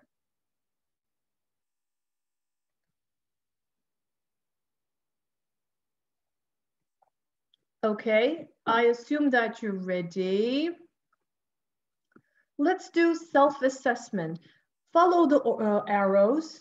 Follow the arrows. So this is number 1. This is number 2.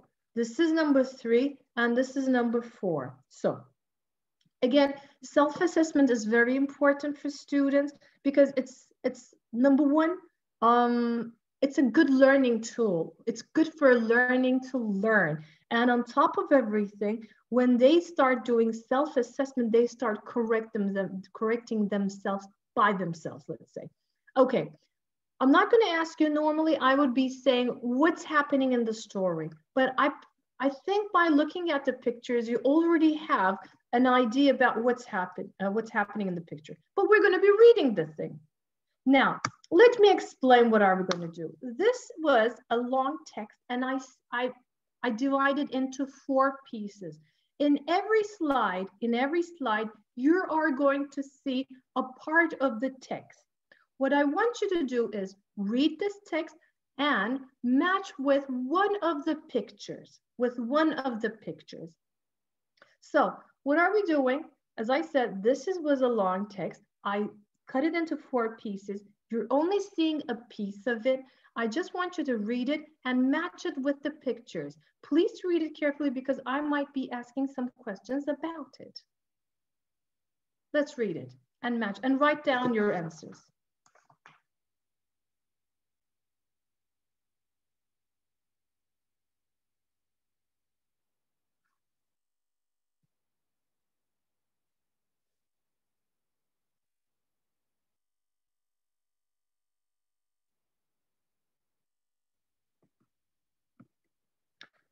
I presume you're done reading, so I'm moving to the next slide. Again, you're going to read the text, match it with one of the pictures.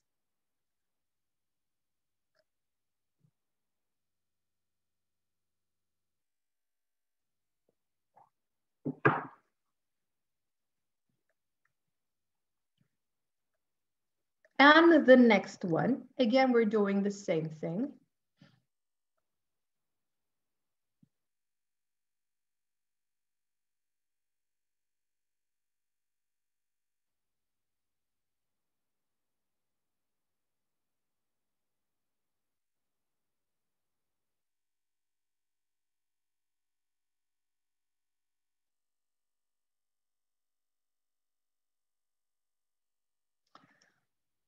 If you're done reading this part, the third part, I want to ask you a question. Why didn't the villagers listen to Louisa? Why didn't they listen? What do you think? You've read 3 parts, and I think you pretty much got because she's a child, very nice. She's a child, she's just a kid. Exactly, that's a nice approach. They found it silly, very good. They underestimated her because she is young, exactly. They thought it was a kid's fantasy. True, true, true. There's no right or wrong answer, so everything is true, all right? Okay, good, good, good. Okay, very good, guys. Thank you so much. So I'm moving to the last part. Please read the last part carefully because the last bit is always the consolidating part. Sometimes students say, I've read the first three and I know the answer. You might not. You might be mistaken, and there might be a question coming from it.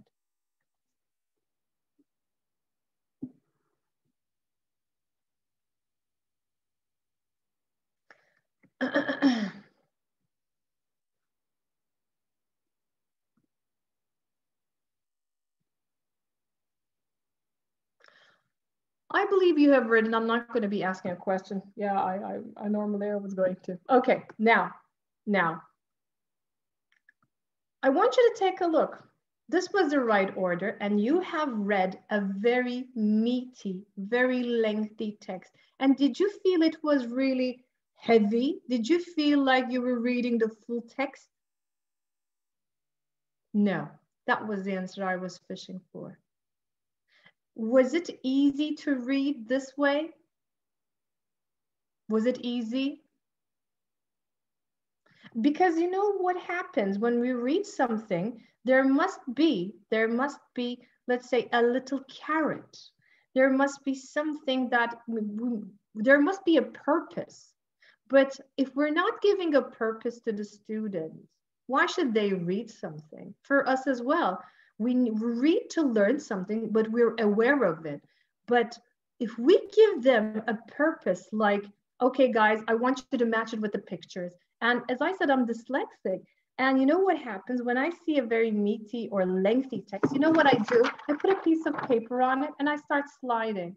And I don't feel like it's a very long text anymore. So this is the same mentality. Now, okay, activities are not done. Okay, so we're still using the visual prompts as I promised. Okay, now, of course, at the end, we want our students to show us what they have learned with their own words. So this is a way of doing it. Retell the story, okay? But what you can do is very important. Oracy skills. You can get your students to use Oracy skills. Now, I'm going to talk very briefly about it because I'm crazy about Oracy, you might all know. So over here, let me first tell you the strategy, and then let me talk about very shortly about Oracy. Okay, it says Oracy skills, ordering a talk. Sequence words such as first or next help us organize information so it is easier to understand. Now, what happens is, generally, let me give you a little demo. Louisa is wondering what happened to the butterflies, and she warned the villagers, and there is a very limited discourse marker over there. It doesn't sound rich or organized. So when we use, let's say, the appropriate discourse markers or sequencing words, it makes it rich and more understandable. And you might be asking, what is Oracy? For those who don't know what is Oracy, what is Oracy? I can basically tell you, because our topic is not, unfortunately, Oracy, I can tell you that Oracy is the skill, the ability to speak confidently and effectively.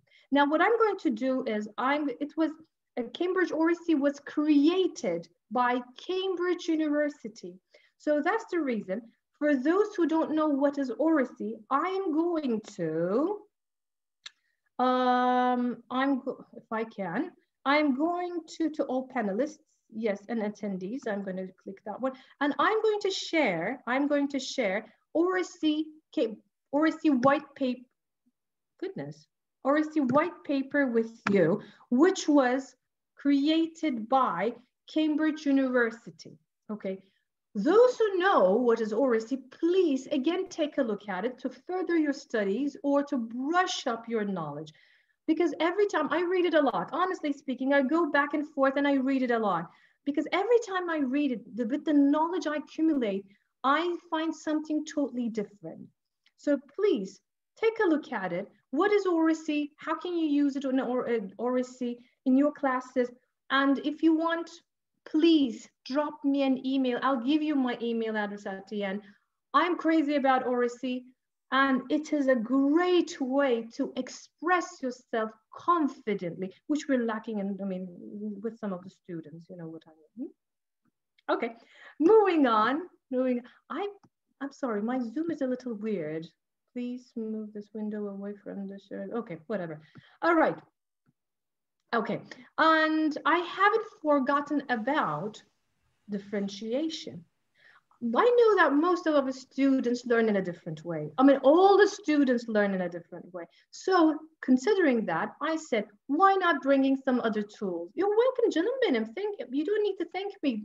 And you can send me an email whenever you want about Oracy. Don't worry about it. I will be always glad to help. All right, so what you can do, you can get your students, to have a Zoom meeting and tell it to each other, retell the story to each other, record it and send it to you. What about introvert students?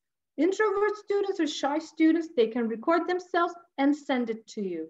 Another strategy that I very much like, they can summarize the story with using emojis.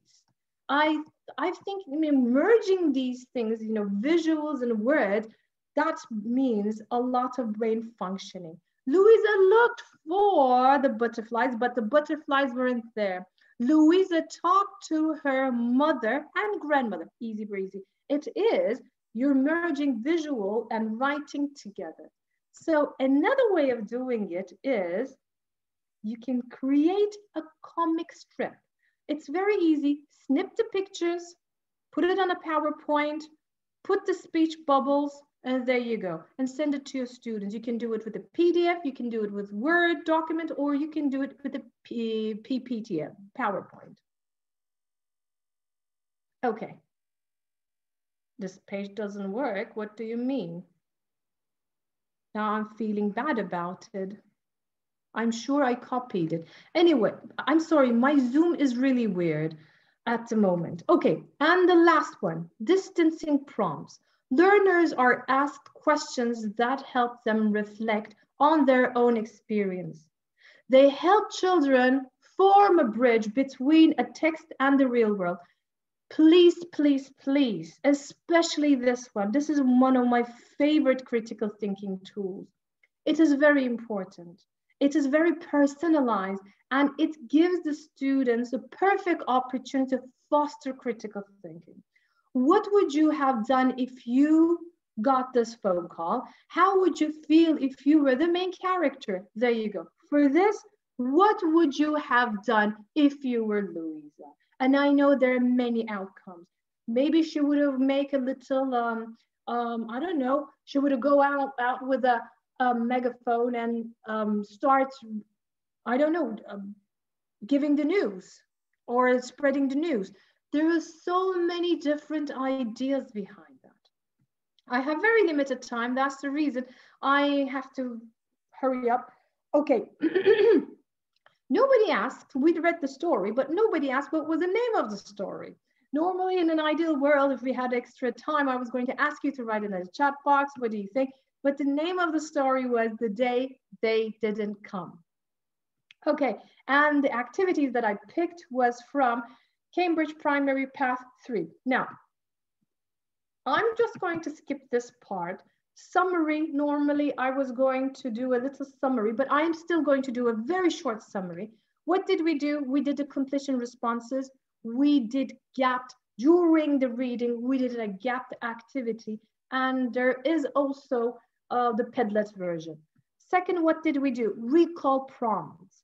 We wanted students to summarize the story while we're asking them questions and them using their own words.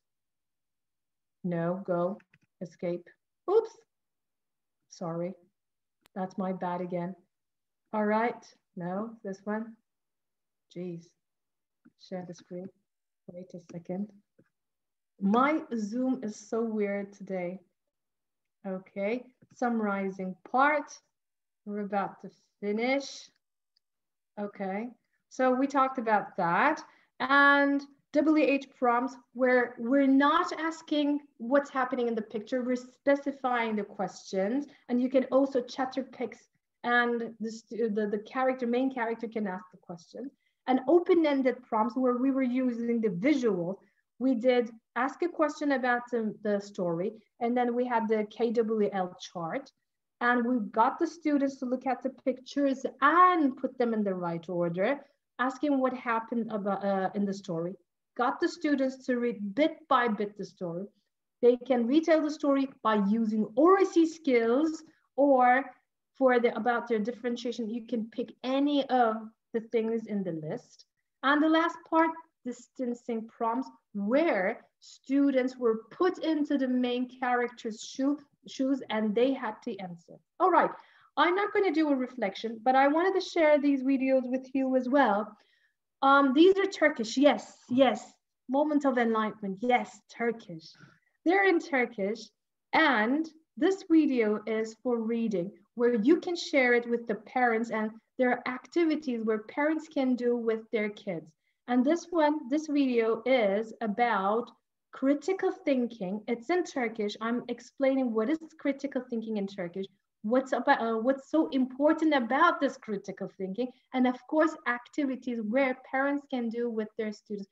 Please try to share, and please visit our webpage, YouTube, channel, Cambridge University Press Turkey, not Cambridge University, not Cambridge University or Press, Cambridge University Press Turkey, and you will find other videos. Any questions? I don't think we have time, but any question? And for you guys, if you want to ask me anything, but anything about any of the part of the session or Oracy, this is my email address, info@kensingtonle.com, or you can follow my webpage, my Facebook page. Any questions? I hope you enjoyed it. No? Yes? My Zoom is so slow at the moment. It's not working in a way. It's not flowing. Anything is not flowing. Nothing is flowing. Thank you, thank you, thank you guys. It was great being with you as usual. As usual. Ah, thank you. I hope you enjoyed it really and you benefited it. Thank you so much. Ah, thank you, really. You said all, no questions. Thank you. I'm really grateful. Thank you so much, guys. It was really an honor to have you all, my dear friends, my dear teacher friends as well. Thank you very much for participating. And it was great to have you all. And thank you for that great creativity. Please don't lose it. Yes. I think I'm finishing, right? Okay. Okay, Ali, go. Many thanks, Ali. It was an amazing presentation as always. And dear teachers, sorry about the technical difficulties faced, as experience technology is not always very helpful, especially when it's raining in Istanbul. Now it will be exactly the opposite, but I would like to give a brief info about Ellie and hand over to Ülkem afterwards. Ellie Kensington has been working as an international speaker for Cambridge University Press. She's also a teacher trainer for more than 15 years with the British Council, Cambridge Assessment English, Cambridge University Press, and OTA. She has worked as a freelancer for nearly 18 years and developed skills in writing syllabuses and creating bespoke education programs. She consults schools on teacher development and design roadmaps according to the school's needs. She is an approved CAE speaking examiner as well. She was the presenter of English program at TRT Okul channel and the founder of and the producer for the first e-learning program on the internet in Turkey. Currently, she is also writing her book on the method she has developed. Over to you, Ülkem. Thank you very much. And thank you, Ali Kensington, for being with us today. It was great, great presentation as always, fun and informative on online creative reading. I'm sure everyone's enjoyed it as always. And hello everyone. So this is Ülkem Karacabakli from Cambridge Assessment English Turkey. I'm the Business Development Manager for Cambridge Assessment. I'm very happy to be here with you today and hope you're enjoying and finding the sessions useful. Before moving on to our last session, we'll now have another short coffee break. And please don't forget to get back to us in around 8 minutes, about 3:30, for our last session on digital assessment and fun for young learners. You don't have to log out, or if you do log out, you can use the same link to log back in again. So see you in a bit.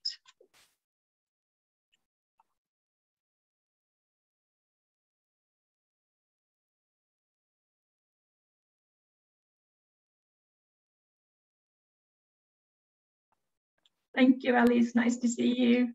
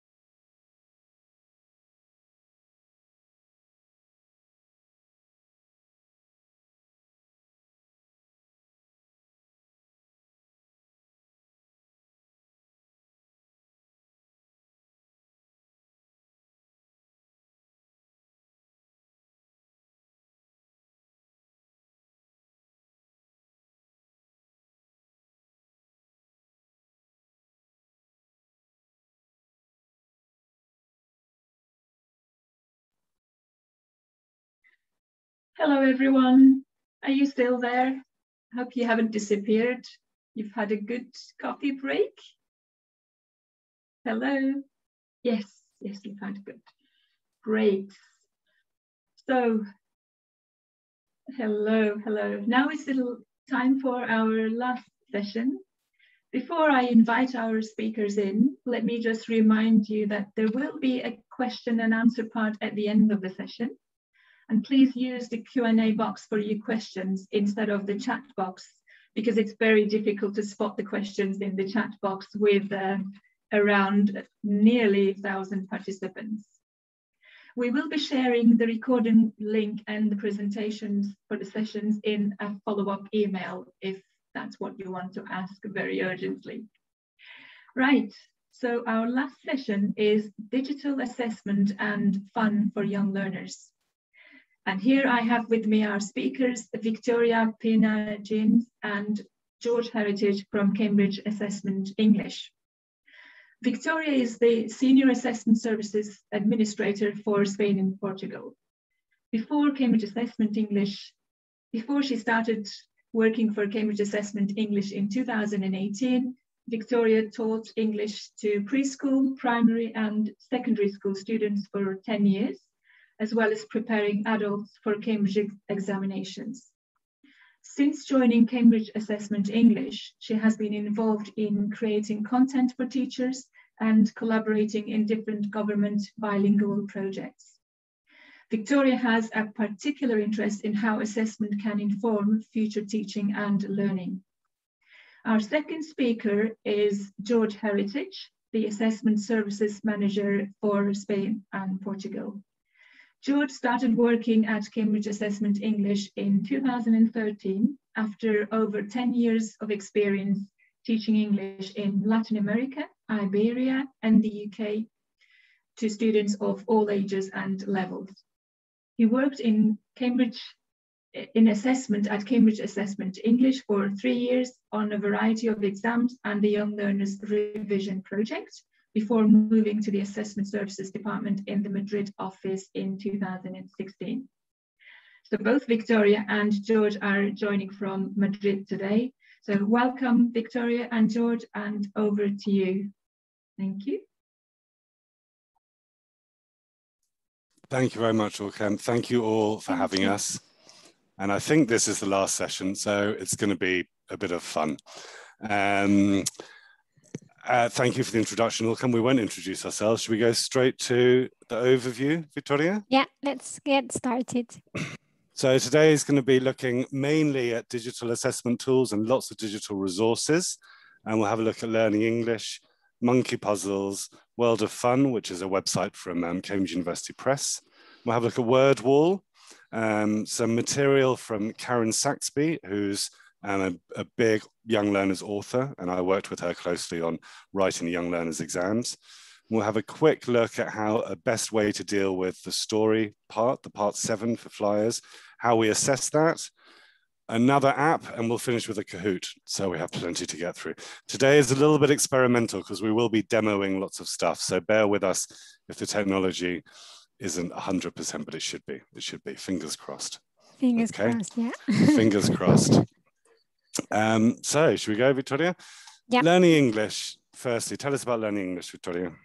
Yeah, Learning English is a section on our website, and there students can find a wide variety of resources to practice all 4 skills and at the different levels of the CFR. So a bit for everyone. Exactly, and there's some stuff for young learners. Do you want to stop me? Do you want to stop sharing, Victoria? And we'll switch over. Yeah. I don't think I can interrupt you. Nor would I dare interrupt you. Can you see that? Mm-hmm. Yes, excellent. So here it is. If you go to Cambridge Learning English, and as you can see, we have nearly 200 activities. Again, as Victoria said, all skills and all levels. But if we filter, how do we filter? Where do we filter, Victoria? Search. That will help. Search. So if we go basic, let's see what we get. Ooh, what should we have a go at, Victoria? Which animal? Yes, it's always please. nice. Victoria loves animals, as do most young learners.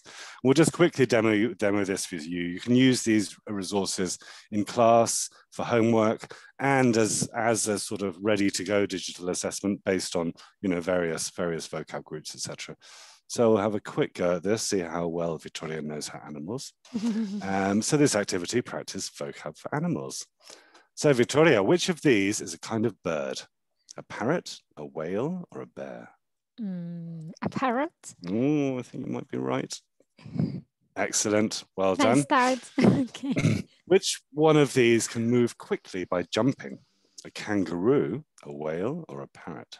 A kangaroo. Yeah, but a parrot could move quite quickly by jumping as well. But let's go with kangaroo. Excellent. So we get instant feedback on this. And let's show what happens if we get one wrong, Victoria. Which animal is the biggest? Kangaroo, whale, or bear? Bear. Bear. Check answer. Oh, biggest means, so it does give you some language feedback as well, but it does also give students the option to try again. So should we go with whale, Victoria? Yep. Yes, let's try that. Lovely. Which animal has a long tail? A bear, a panda, or a kangaroo? A kangaroo? I think it probably. And where are kangaroos from? Australia. Yeah, well done. And which animal doesn't have any legs? A whale. Check answer. Well done. Yes. We got them all right. Excellent. Okay, so, oh, no, there you go, 100%. So as we can see, you get instant feedback and some explanation when students don't get the answer right. Okay, so it's all ready to go there for you guys online. And there are plenty of activities there for young learners and all the way up to C2. Back over to you, Victoria, or is it me next? Yes, it is back over to you. I'll stop share. There you go. Yeah. Okay, well, actually it's monkey puzzles. So I don't know if you want to continue with that. This is the slightly risky part of our presentation. So let's see how it goes. Monkey Puzzles is an app which was released, I don't know, 4 or 5 years ago, I think, Victoria. And again, it's a really nice way to basically focus in on pre-A1, A1 and A2 vocabulary. So I'm going to have a go at sharing from my iPad. This is the risky bit, but hopefully it will work. Can you see my, is that working? Not yet. Not yet. Oh, it's coming. There you go. Yep, yes. Excellent. Right. So straight into Monkey Puzzles to give you an idea. Again, this has all been written by the same people who write all of our support materials and our exams. Just turn the music off. And we'll just show you one of the games. Okay. Skip and to name. What should we have a go at, Victoria? Sports Day? Yeah, please. Okay, Sports Day. Victoria's a big basketball fan. So we have 3 options with picture support and a clue. This animal meows. It's probably a cat. So let's go. This is a park, Victoria. Red, blue, or yellow? Red. Well done. Excellent. This is a shoe. Red, blue, or yellow? Yellow. Yellow. This is table tennis or ping pong. Red, blue, or yellow? Should we get one wrong? Yeah, let's get one wrong and see what happens. No, but again, they get another chance. Okay, so it's all very supportive assessment. And this is a phone. I think probably yellow, Victoria. This is a hippo. Oh, yellow. Excellent. This is a bag. Blue. Well done. And so on and so forth. This is a mirror. It's all, they're better to play on mobile or on a tablet, but they're all designed really lovely. They're very interactive and free to download. So please encourage your students to have a go with that. Let's move on, Victoria. Yeah, there is a question, sorry, in the chat while you are while we are changing slides. Are you going to continue sharing, George? Because next one is World of Fun, or shall I introduce it? Yeah, I'll go into World of Fun. Okay. Okay. You introduce, but in the meantime, this is available on the App Store and on Google Play. I think all of the apps that we look at today are available on both of those. Okay? Yeah, you can visit our website to get all the details, but yeah, that's it's exactly how George mentioned and explained it. Excellent. So we'll move on to World of Fun. This is the website from Cambridge University Press, and it has lots of resources and lesson plans, stuff ready to go for the Young Learners suite of exams. So should we have a look at Movers, Victoria? Yes. Yes. Okay, here we are in A1 Movers, everything you need. So you can sign up for regular updates when they upload new resources, etc. And as you can see, there's plenty of things. There are webinars, videos, activities. Here's a new worksheet with Milo. Mm-hmm. Should we have a quick go at this, Victoria? Again, Yes, all available online. try. What's your favorite food, Milo? I really love pizza. My favorite pizza is vegetable. You can download this and print it out if you want, color in the pizza with the different colors. What's your favorite food, Victoria? My favorite food is sushi. Sushi? I think that might be slightly above Young Learners. Yeah. So as you can see, you have the coloring activity ready to go here with the pizza, and then we have a word search. So my mum makes the best apple. What do you think, Victoria? It's sweet and we eat it with ice cream. Oh, apple pie? Pie, Mia? I think there's a pie. Can you find it there? A diagonal, Yes. a diagonal pie. That's tricky. My English teacher likes with milk and sugar. She drinks 4 cups every day. Tea? Tea? I would say it probably is tea, but I think it might be coffee. Tea would be a little bit of a generalization, wouldn't it, for English teachers? And C, pear is a fruit, and it can be green, yellow, or brown. Okay, so lots of material. You can print this out. You can use it in class, use it online as well. Should we have a quick look at what's available for movers? I think there's an equivalent worksheet for movers, flyers. Isn't there, Victoria? For flyers even. Sorry. If I go back to flyers. Again, explore this, you know, on your own. There's lots of great material here. Here we have another worksheet, Meet Jones. We have a character for each of the levels. Another nice vocab worksheet here with a little bit of coding. Are you good at coding, Victoria? No, this doesn't look too tricky try. though. Yeah. Hair, O. What do you think that 17 might be? L, hello. Yeah, probably L. So as you can see, the students can go through, fill in all of these letters with the corresponding number. Once they've done that, or if they really use their initiative, they could do exercise 2 first. So what do you think B might be, Victoria? Is it a spaceship? I think it's probably spaceship, yeah. Let's I have a would look if we got S. Yeah, it begins with a 4, so yes, spaceship. Okay. C, taxi. And again, follow up or support comprehension questions just to really continue supporting and building on that vocab. What's next, Victoria? What is next? Is it you or is it me? It's word wall. Word wall. Okay, excellent. Another resource that we've been talking about a lot over the last year is word wall. I don't know if any of you have used word wall before. Do you want to? No, we'll go straight in. We Googled word wall young learners, and there was plenty of material available. As you can see, this is all created by teachers and made public so anybody can use it. We did some vocab exercises on this, and it's wonderful. You can type in the vocab you need and you instantly have 10, 11, 12 different games and templates ready to use with that vocabulary. So you can either do it yourself or, as I said, there's material put up there already by teachers for you all to share. Some of it isn't perfect, but it's good nonetheless. So here we have a really nice, we did a session on young learners writing about using the posters that are available to download. You can either use those in class. We had a really nice activity with sticky notes, but here this teacher has created their own sentences and students have to match them up. There are maybe a couple of little slips in a couple of the sentences. So the stronger students perhaps could carry on afterwards and correct what needs correcting, but it's really nice, interactive. I'm doing it on a computer here, but you can do it on a tablet really tidily. What else have we got, Victoria? They're having a picnic. Can you see that? Yeah. Where are they having a picnic? Next to the boy with the pillow. Oh, very nice. And Victoria has just demonstrated a really nice way you can develop this even further is practicing their prepositions of place. Really nice for the listening part 1 in all 3 levels.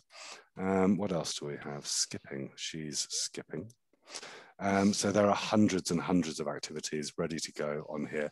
Or conversely, as we said, you can create your own using vocabulary, using pictures.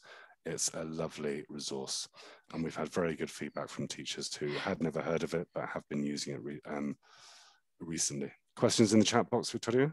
No, it's just someone saying that it's like looking for Wally. Well, a little bit, yeah. It is a little bit like a Where's Wally activity, but written down to level, and it's all good fun. It sells a Waldo in America, Wally in England. We will send round a document with links to all of these afterwards, okay? So there are a couple of little inconsistencies here, like he's selling an ice cream.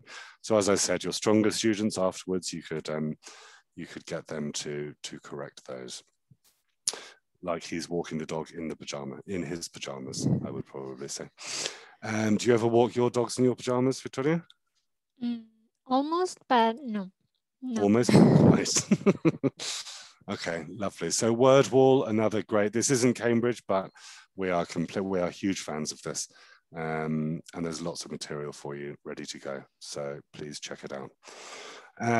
Right, over to you now, Victoria. I think so, yeah. I'm not sure you think so. All right, I'll stop sharing. Yeah, because we are going on to Karen Saxby. Excellent. Yep. Right. So as I said, Karen Saxby is a Cambridge University Press author. She worked on the Fun 4 series and the Story Fun series. She also works very closely on all of our exams. She has this wonderful website. Ooh.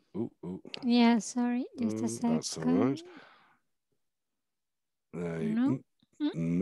Well, I can go to the website if you want. It's coming. It's coming. So, and I'll drop into the website and then we can show the activity, I think, just to give our participants an idea of the structure that you think. So shall I stop sharing? No, it's fine. Go to karensaxby.com. You do have to sign up. And she does ask that none of the material is put online anywhere. I have got permission to do it in this webinar. She's happy for everything to be photocopied and used in class. She has lots. I will drop into it, Victoria, because we're only looking at one part of it. So do you want to quickly stop sharing? Yeah. Sorry. Get out of full screen. And so you come to her website, and as I said, there is a huge amount of different resources. She has stories. She's a very good story writer. Stories ready to go with lots of activities, games, test preparation, picture work, teaching tips. I think one of the greatest things is the picture work, especially for that listening task at the end of all of the papers, the black and white one. So you can download all of these for free and use them. We'll have a quick look at Whales and Aliens, I think. So here is the picture. As you can see, we'll look at this in a bit more detail in a second. But alongside that, you have ideas for use at starters, at movers, and at flyers. Okay, it's a wonderful website full of great resources for you to use. So I'll stop sharing, Victoria, and we'll have a look at Whales and Aliens, how we might use this in class. Okay. Bear with me. Excellent. There we go. Okay. So I think we took this, from Whales and Aliens. And how could we do this in class, Victoria? This is a funny picture. Yeah, I can see mountains, I can see the beach, a city, and George? Whales. And aliens. And aliens. Great combination. A great combination. So I think we took this from the ideas for use at movers, I think, very much, as I said, practicing that part 4 listening. You can give them colouring instructions. We've done it, we've started off with a what can you see? So what can you see, Victoria? I can see 2 whales. Whales. What else? What else can you see, George? An alien. Mm-hmm. Exactly. I can see 2 boats. Mm-hmm. Well done. What else can you see, Victoria? Are they in the sea, George? They're not in the sea. They're on the beach. They're beached. I think you only use that for whales, not for boats. They're waiting for some work to do and get back in the sea. What else can you see, Victoria? Yeah, I can also see a family. Yeah, a family. And it looks like the family might be heading on holiday because they have 3 suitcases with them, or they are on holiday. Mm-hmm. What else can we see next to the alien, Victoria? I think we can see some clothes. Excellent. Also, half of the picture is the sea, I think. Yeah. Yeah, yep. right. Oh, somebody said island and a bench.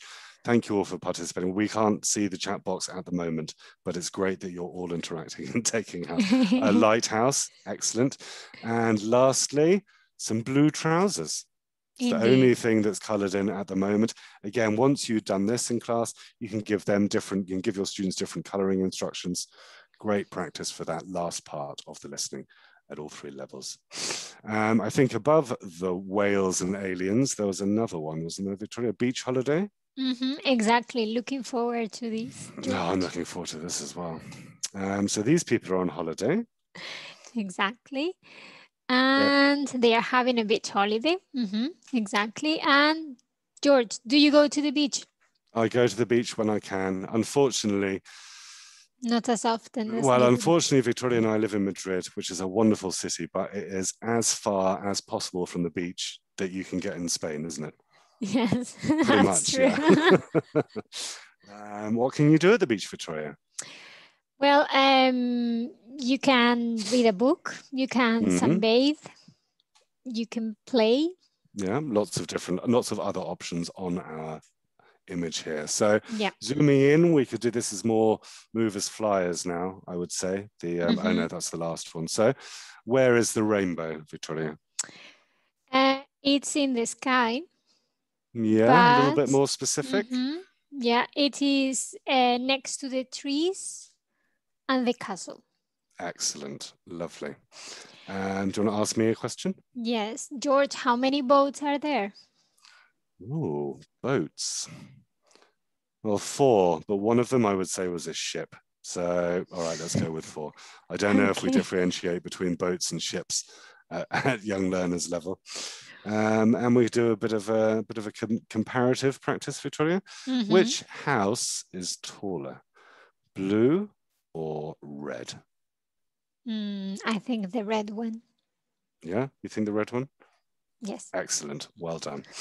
So there's just a couple of quick ideas about how you could use this in class. I mean, essentially with like no preparation at all. You can download all of these for free, as I said, and very quick and easy to use in class. Right, what are we moving on to now? The story task. I wish we had more time. I mean, as Ulkem said, I worked very closely on young learners when I was in Cambridge, so it holds a place in my heart, a special place in my heart, but we've only got limited time today. We'll have a quick look at an approach to doing the story task and have a think about how we mark it, okay? So in this task, Victoria, what do we need to do? Well, we need to look at the 3 pictures and tell a story based on the pictures, and we should write 20 words or more. Exactly, 20 or more words, which some students do get a little concerned, but 20 words is nothing. I mean, 3 sentences and 20 words is done, okay? So a really nice way to look at this. This is from Anne Robinson, who's another Cambridge University Press author. Oh no, we're going to do the assessment first. Sorry, I got that the wrong way around. So before we start, how do we assess this? 3 main areas we take into account. Number 1, Victoria? Yeah, first thing that we need to consider is whether there is a progression of events. Okay, so whether we are telling a story. Second one, use of the pictures, all 3 pictures. So is there a variety of relevant vocabulary? Are they shown? This ties into point 1 as well, using the picture prompts, showing a development and vocab from the pictures. And the third one? Whether we need to see whether it's easy to read and understand or not. Okay, so this is comprehensibility, not necessarily accuracy. Okay, this does, I have done sessions with teachers who get quite angry with the way we mark this, but this is part 7. In all of the other 6 parts, spelling has to be correct, and we are specifically focusing on vocab and grammar and comprehension. So in the writing, the focus here is more on their ability to communicate the message that they need to. Okay, so we have a quick look at the marking criteria, I think is the next one. Yeah. You won't have time to read all of it. Have a quick look at it, but I would focus in on band 3. Okay, so candidates can be awarded from 0 up to 5. Okay, and you can see they can get 1 mark if their answer includes some English words which are discernible. Okay, as we said, the way this is marked is very positive. It's very encouraging and supportive. Once we get to 3, progression of events and one of the pictures, or progression of events and all 3 pictures, but difficult to read. At a 5, progression of events, all 3 pictures, and easy to make sense of. Okay, so maybe take a screenshot of that if you want. We're going to look at a couple of sample tasks now and see how we would mark them. Okay, so the first one, Victoria? Yes. Yes. Oh, we're at the circus. Yes. At the circus. Have you been to the circus recently, Victoria? No. Didn't you used to work at the circus? That's where we first met, right? That's where we first met. Yeah, I was the clown. So we have 2 friends walking to the circus, and then we see the circus, the clown in the circus with the bicycle, and then the girl starts riding the bicycle. Okay, pretty straightforward, pretty clear. Some nice vocab in there. Let's have a look at our candidate's answer, shall we, Victoria? So, once upon a time, 2 friends went to circus. Then a girl rode 1 bikes and wore clown's hat. So, what do we think this student got? Answers in the chat box, please, from 0 up to 5. We've got 2 sentences, essentially. We've got a very nice once upon a time to start off. It's a lovely way to start off the story. We've got quite a nice progression of events. Oh, 3, 3, 3, 3, 4. 4, 4, 4, 3, 3, 4, 4. 2. Ooh. It's very interesting how teachers react to this, isn't it? Sometimes they're like 1, 2, they're like 5. Well, most people are going for 3 though. Nice. Okay, all right, lovely. Let's move on. Yeah, we have another story. I think we're moving on to the beach now. Exactly. So here we have 2 friends playing volleyball on the beach. We've got a seagull and a dolphin. Ball gets lost, and then they get the ball back. Didn't you used to work as a lifeguard, Victoria? Yes, that's true. Yeah? In the summer. You saved me, didn't you? Because I can't swim. Spent too long in Madrid. It's too far from the beach. Okay, so again, some nice level appropriate vocab. We're looking for a progression of events, mention of the 3 pictures, and comprehensible. Okay, so let's have a look at this answer. This is one of my favorites. Do you want to read this, Victoria? Yes. First, Sasha and Ariana play volleyball. Then ball fly in the sea. Friendly dolphin gives ball there. Finally, they are laugh and smile dolphin. Dolphin sing for present love song. So it's lovely. It is a lovely, lovely story. So what do we think this answer got? Jaenes said 5. Nice. 3 or 4? 4, 4.5, 3, 5, 5, 2, 4, 4, 5. I think Turkish teachers are generally kinder than Spanish teachers from what I can see. I think 3, they 4, are following the criteria. They're following, yeah, sorry, general. I don't want to make any generalizations, Victoria. 5, 2, 3, 4. Okay, shall we have a look, Victoria? Yes. Here are the marks that they got. So the circus one, unfortunately, just got a 3. There was progression of events. It was comprehensible, but it only spoke about 2 pictures. And I did say when we're looking at that criteria, that band 3 is a bit complicated. If if they write a beautiful piece but only talk about 2 pictures, they can only get a 3. Okay. Please encourage your students to definitely talk about all 3 pictures, and it will help them. Example 2, Victoria? There is a progression of events, okay, and it is clearly, they are clearly connected. All 3 pictures are mentioned, and there is minimal to no effort required by the reader, so it is clear. Yeah, I mean, you've got to take into account, we're thinking about, you are all teachers of 8, 9, 10-year-olds at A2. You see a piece of writing like that, you know what they mean. Okay, again, we're not focusing on their grammar and their spelling, we're focusing on their ability to write and communicate.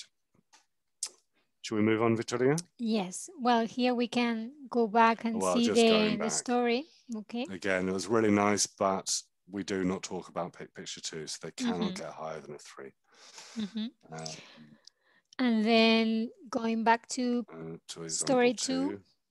Here we can a couple of slips gives ball there, a bit of a word order issue.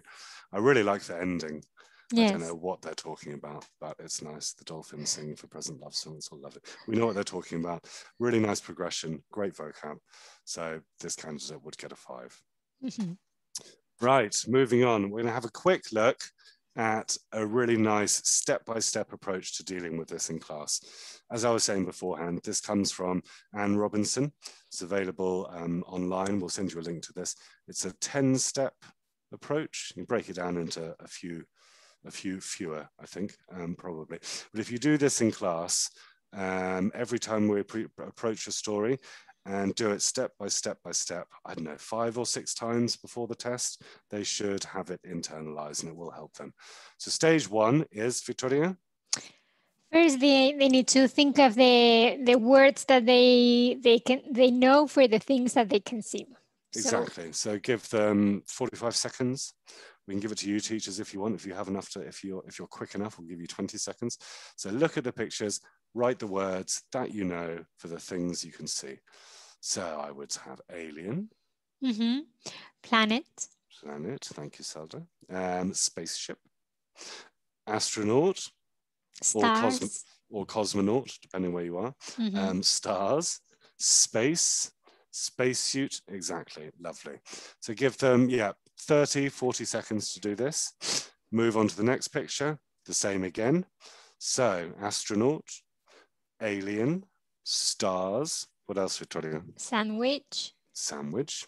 Crater. Juice. Lovely. Breakfast. Universe. Juice. And you're all doing a great job if all of your students can spell breakfast and juice. A glass of juice. Interstellar. Very nice. Orange juice. Bread. Exactly. Move on to the third picture. Yeah. And same again. So Victoria. Astronaut. House. Astronaut. Alien. Planet. Stars. Sandwich. Sandwich, table, chairs, family, dinner, window. Exactly. Okay. So once we've done this, we have a look at all of the words that we have. Hopefully you all have something like this. So alien, astronaut, planet, blah, blah, blah. Next picture, Victoria. Alien, astronaut, delicious sandwich, hungry. We can also include some adjectives, right, George? Yeah, that would be lovely. Delicious, hungry. Succulent. And the last one. Okay, and then enjoy, thank as well. Aliens, astronaut. This is an important point. So we have all of the vocab for each of the pictures. And the next stage, which I think is really important, we did this on purpose, and you can see in each picture, check the things that are the same and the things that are different in the pictures, okay? Because that will help with this progression of events. Okay. What's the next stage, Victoria? Try and write some simple sentences. Right. Okay? Write some sentences, exactly. Okay, so using the words that they have, really, not much more. Ask them to write a story using the words that they've written down. We've highlighted this. Why, Victoria? Because it's nice to have a combination of longer sentences and shorter sentences. Okay. In native English as well, short sentences are a great narrative device. And here for the progression, it's no problem writing, very short sentences as well. It mixes things up nicely. So once they've had this, what's the next stage, Victoria?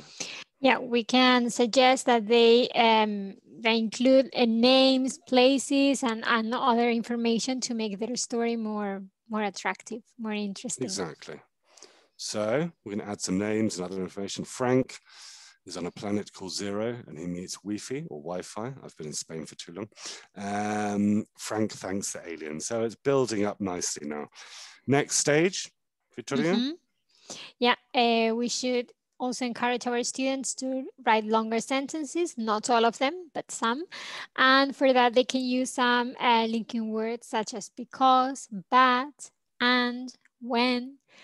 And also, why not? It is a good idea to add some time words like one day, first, then, later. Okay, so we'll see what happens now. Mm-hmm. There we are. And this is a lovely piece of writing now for an A2. There's one at last stage. I think this is the last stage. We can ask our students to add what people are saying or what they're thinking. There's no problem if students write what the people are saying in the story as well. And so here you go. Hello, I'm Wi-Fi. Later, Wi-Fi says, would you like a salad sandwich and some orange juice?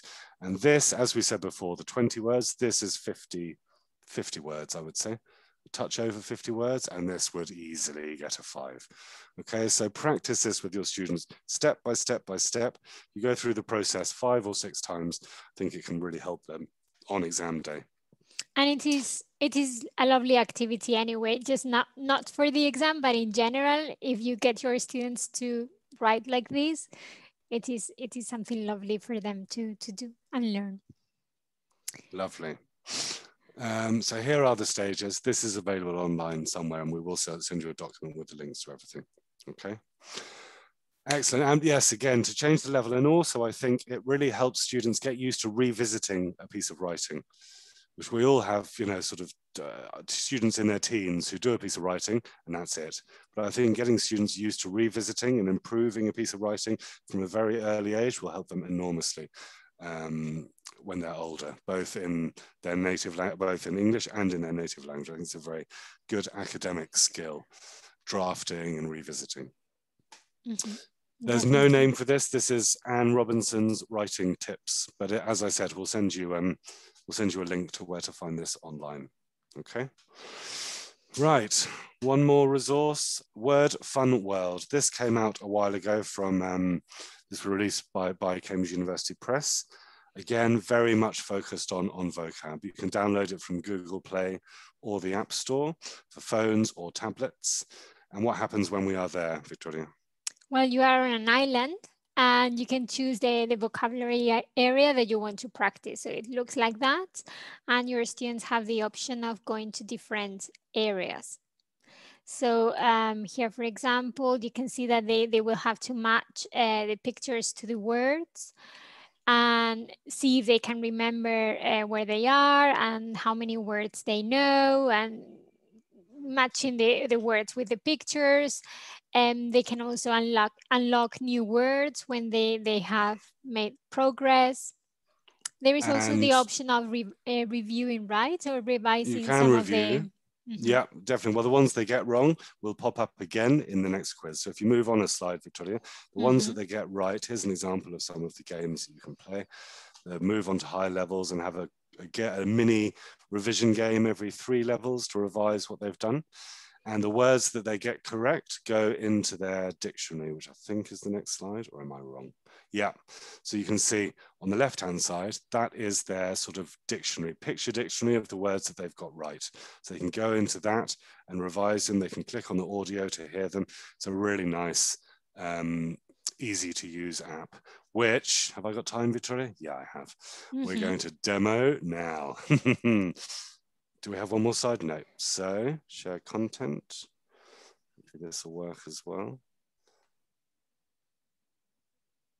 And again, it's written by the same experts who write all of our exams and our support materials. So you can you can be confident that it's pedagogically sound and again designed very much with all of the ECFI levels in mind. What shall we have a go at, Victoria? School? Okay, or animals? why not? School, is it every 3 levels? It'd be nice to, let's try family and friends. I want to show one of the revision games. Can we, let's see. Oh, I've never done this before. Have you ever done this one? Oh no, what do we do? 1. I've never played this one before, which I think that was very poor preparation on my front. Let's have a go at it. Something we have tried, George. Yeah, something we've tried might be. Oh, okay, so we'll find the daughter. Which one do you think the daughter is, Victoria? The one with the yellow t-shirt? Lovely. Excellent. Find the woman. Oh my goodness, there are many. I think it means woman as opposed to women, Victoria. Sorry. We are practicing our plurals. Well done. Find the son. There we go. Find grandma. Well, it beat me. The first one beat me and the second one beat Victoria. Okay, so super easy to use. Victoria's now got a fit of the giggles. Super easy to use. And as I said, developed very much with the CFR levels and the Young Learners exams in mind. We've got time for one more before we do a Kahoot, do you think, Victoria? Child. Baby. Child. The baby. Okay. Grandchild. Yep. Wow, George, you're super fast. I know. I've been practicing. Find dad. Find grandparents. There you go. Okay, so we've got a new high score. We've got new words unlocked. So if we go back to the island, here's the island, and here is our picture dictionary, as we said. So we can go in and look at the words that we have unlocked. Here are the ones that we've managed to get right with the exclamation mark, and the ones we still have to unlock here. So we click on one of them, brother, and I don't have the audio linked now, but you can click the audio and it will pronounce the word for them. Okay. This is great because sometimes, well, it is difficult for them to know how to pronounce it. So it is great that they have also that information there and that feedback. Excellent. I'm going to stop sharing now. And go, oh, I am going to continue sharing, aren't I? Right, and so the last thing we're going to show you, and this is going to be much more interactive, is our free Kahoots. We've teamed up with Kahoot about a year ago, I think, and we have a variety of Young Learners Kahoots ready to go and free for you to use. You don't need to have an account. Okay, this is what's really important. If you don't have a Kahoot account, you can still use it. Okay, so which one should we have a go at first? Should we do 2? Let's see how we go. We'll do, as you can see, my browser is in Spanish because I'm in Spain. So these titles are in Spanish, but once we get into the Kahoot, everything is in English, I promise you. So if you're new to Kahoot, you can play as a guest. Okay, so let's see if this works, shall we, Victoria? Continue as a guest. We'll do classic. And we would like you all now to go to Kahoot and type in that PIN.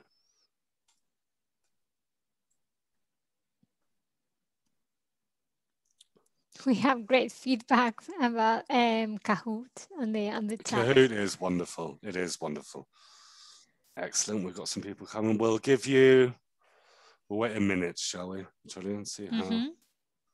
I think Ulcam said we had 750 participants. I don't know what the limit is on this, but we'll see. And yeah, they're colourful. Sorry, at the moment we have over 800. Oh. And we have, how much longer do we have, Ulcam? We've got another 15 minutes, including the questions. But, okay, well, we'll do one Kahoot and then leave some time for some questions. Okay, thanks. Okay. Wow. Yeah. At 597.98.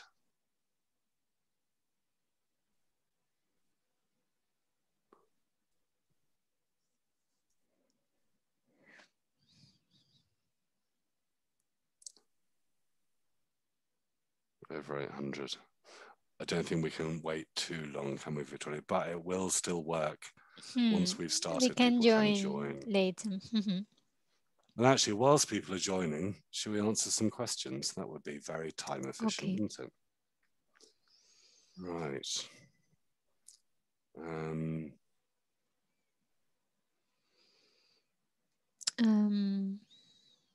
All of the apps that we've shown today, yes, they are free of charge. Okay. Monkey Puzzles, Word Fun World, etc. They're all free to download and free to use. You see anything else, Victoria? We have lots of material related to teaching English for adults, but that wasn't the focus of this session. Yeah, but again, if they go to our website, they will find exactly. a lot of resources. And Learning English, which we looked at the beginning, as we said, has activities up to C2. So there's plenty of little bits and pieces activities there, really good for sort of last minute exam prep or for supplementing what you do in class. There's one question about the milestones kids should achieve according to their ages, which I think is a very difficult question to answer, don't you, Victoria? Yeah, I think it's quite dependent on context. I mean, we say that our young learners exams are designed for 7 to 12-year-olds. So starters pre-A1 would be sort of 7, 8, 7, 8, 9, movers 8, 9, 10, flyers 10, 11, 12, 9, 10, 11. Again, it depends. And we also sometimes get a question about should they do flyers or should they do key? And they're both A2. The key for schools does go a little bit up into B1. I think it also depends a lot on the child, right? Exactly, I would always say to teachers, exactly. I would always say if your candidates are A2, it completely depends on the age and their maturity. And if young learners is more appropriate, do young learners. If key is more appropriate, do key. I think that judgment, is really, really down to teachers. Okay, I think we're going to start. People can continue joining, but we're going to start or we'll run out of time. So Uncle Charlie's Hotel, as I said, this bit's translated, but the rest is in Spanish. So have a look at the picture. What can you see? I see lots of this. It's a very, very busy hotel reception. It's a hotel in Cambridge at number 1 Hills Road. Interesting. That's where our office used to be. So lots of, this is movers, isn't it, Victoria? Yeah. It is. Yeah, lots of lovely A1 vocab everywhere. So have a look. What can you see? So we're going to read what the person is saying or thinking and choose the correct picture option. Okay? Right. Question number 1. It's a quiz. Look, that's a big map. We're learning about different countries at school now. Yellow, blue, or red? I almost forgot my colours there. I was about to say green. That would have been embarrassing, wouldn't it? Ooh, we've got 15 seconds. Got a lot of answers. And Victoria and I talk a lot about sort of integrating skills as much as possible and integrating sort of input. I'll carry on when we get to the next question. Oh, well done. The majority of us got it right. Congratulations. Let's see who's top. Oh, Beza. Sorry if I pronounce people's names wrong. But Beza, congratulations. 970. Number 2. Wait, please. I want to go up in the lift too. Red, yellow, or blue? Now, what I was saying about also varying input, which I think is important for students of all levels and all ages. But what do I mean by this, Victoria? What do we mean? That it is easier, our students will find it easier to remember the information, the vocabulary, if it is presented in writing, sometimes orally, so there is a combination. Exactly, with visual support, written, orally, and always try and maintain a nice balance of input in your lessons. Oh, we've got a new leader, Ella. Congratulations. Ella. Moving on, number 5. Victoria, quickly. I'm going for a swim now. The pool's downstairs in the basement. Ooh. Red, yellow, or blue? Downstairs. Could be red, could be red. Who knows? Are they towels? They look like towels, don't they?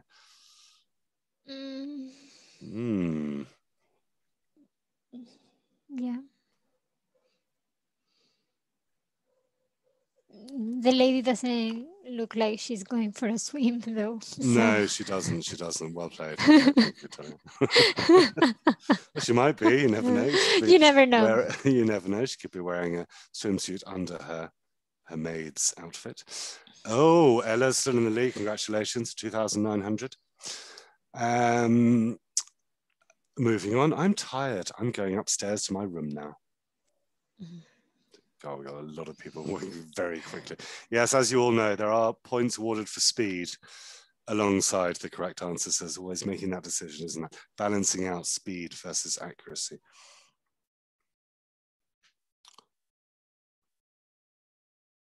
Is that everyone? No, we've still got people answering.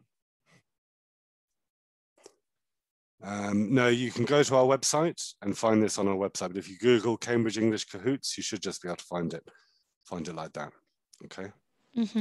And you can let students see the answers from their devices as well. Yeah, Kahoot is a lovely platform, I think. Oh, Ella's still on top. Ella's still on top. She's doing well. Congratulations.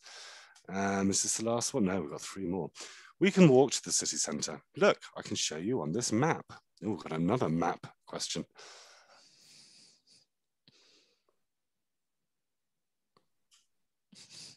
The boy in the yellow option doesn't look like he wants to go to the city. Like to the city centre. And I don't see a map in that one either. Between. No. I mean, the red one, it could be a map. She could be using the map to clean the stairs. No? That might be a stretch too far.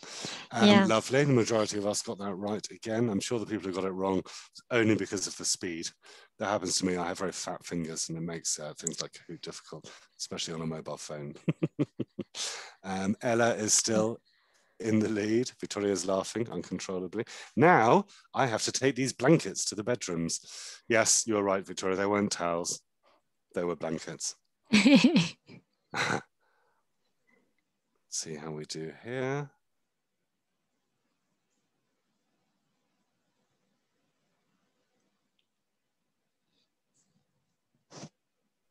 To 220. Apologies to people who couldn't make it in. But what are you laughing about, Victoria? No, that people are like really into the game. They are giving the answers. It's pretty in addictive. The chat box, yeah. Oh, and Ella's still in the lead. Do we well have one done. more? Well done, Ella. Right, let's see. I think we have one more question. Yes, yes. This is okay. it. We are ready to see the town. Let's leave our suitcases here.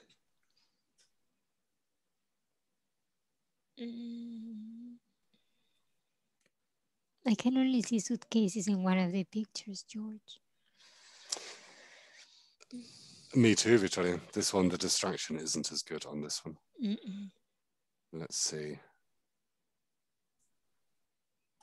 how everyone gets on.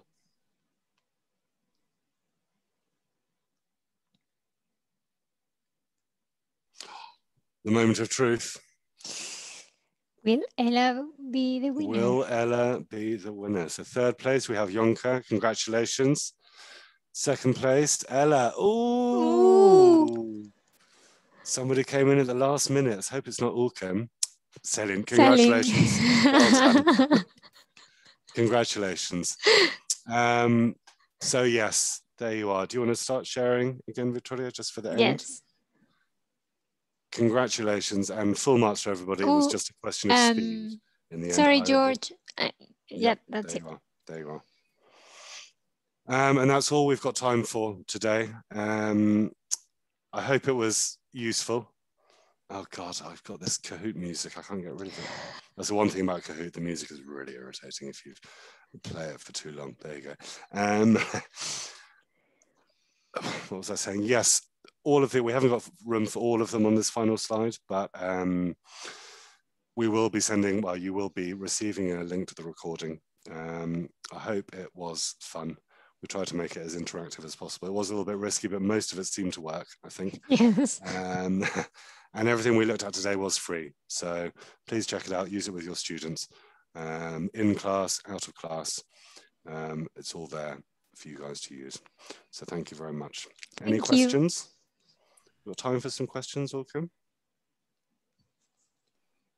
I can't see any further questions. No? Ones that you've answered. Okay. Thank you. Sorry if we rushed a little bit. We thought we didn't have enough time to get through. Well, this is a fun session to do because half of it's just playing games, really. Thank you. Any questions in the chat box before we leave? Lots of thank yous. No questions. Let me just check. Right. No other questions. No. No. Just one request. May we see the previous page? I don't know what. Of course. Oh, just for a screenshot. Yeah. Yeah. Thank you. And as I said, we can send the team in Turkey a PDF. I have a PDF ready to go with all of these, with the links and QR codes. I think so we can send that on Monday. Thank you. Many thanks to Victoria and George for this great session. We came to an end of a Digital Day with Cambridge event. It was a great honor to have international speakers alongside with you, dear teachers. Once again, many thanks to our speakers, Olha Madylus, Kensington, Victoria Peña Jaenes, George Heritage. It was great to have you all with us today. And dear teachers, thank you all for attending to our Digital Day with Cambridge event. We hope that you took many ideas from our sessions today. We would love to hear feedback from you to help us shape future events. What you think is very important for us, actually. Our survey will take approximately 3 or 4 minutes of your time and can be completed by clicking the link on the chat box. I'll just paste in if I can easily. Sorry, maybe it's better if I send it to you via an email later on if I can paste it, but I've just done it, I guess. The certificate of attendance can be downloaded after the completion of our survey. You will be receiving an email from us with a brief version of the PPTs and the event recording link, as well as the survey link this week. So if you miss filling our survey today, don't worry, we will be sending the survey again by email. And just to clarify once again, once you complete the survey, you'll be able to download your certificates. Once again, thank you very much for being with us today. Have a great summer holiday in advance and looking forward to being with you together, with you all in the next academic year. Thank you very much. Bye-bye. Thank you. Bye.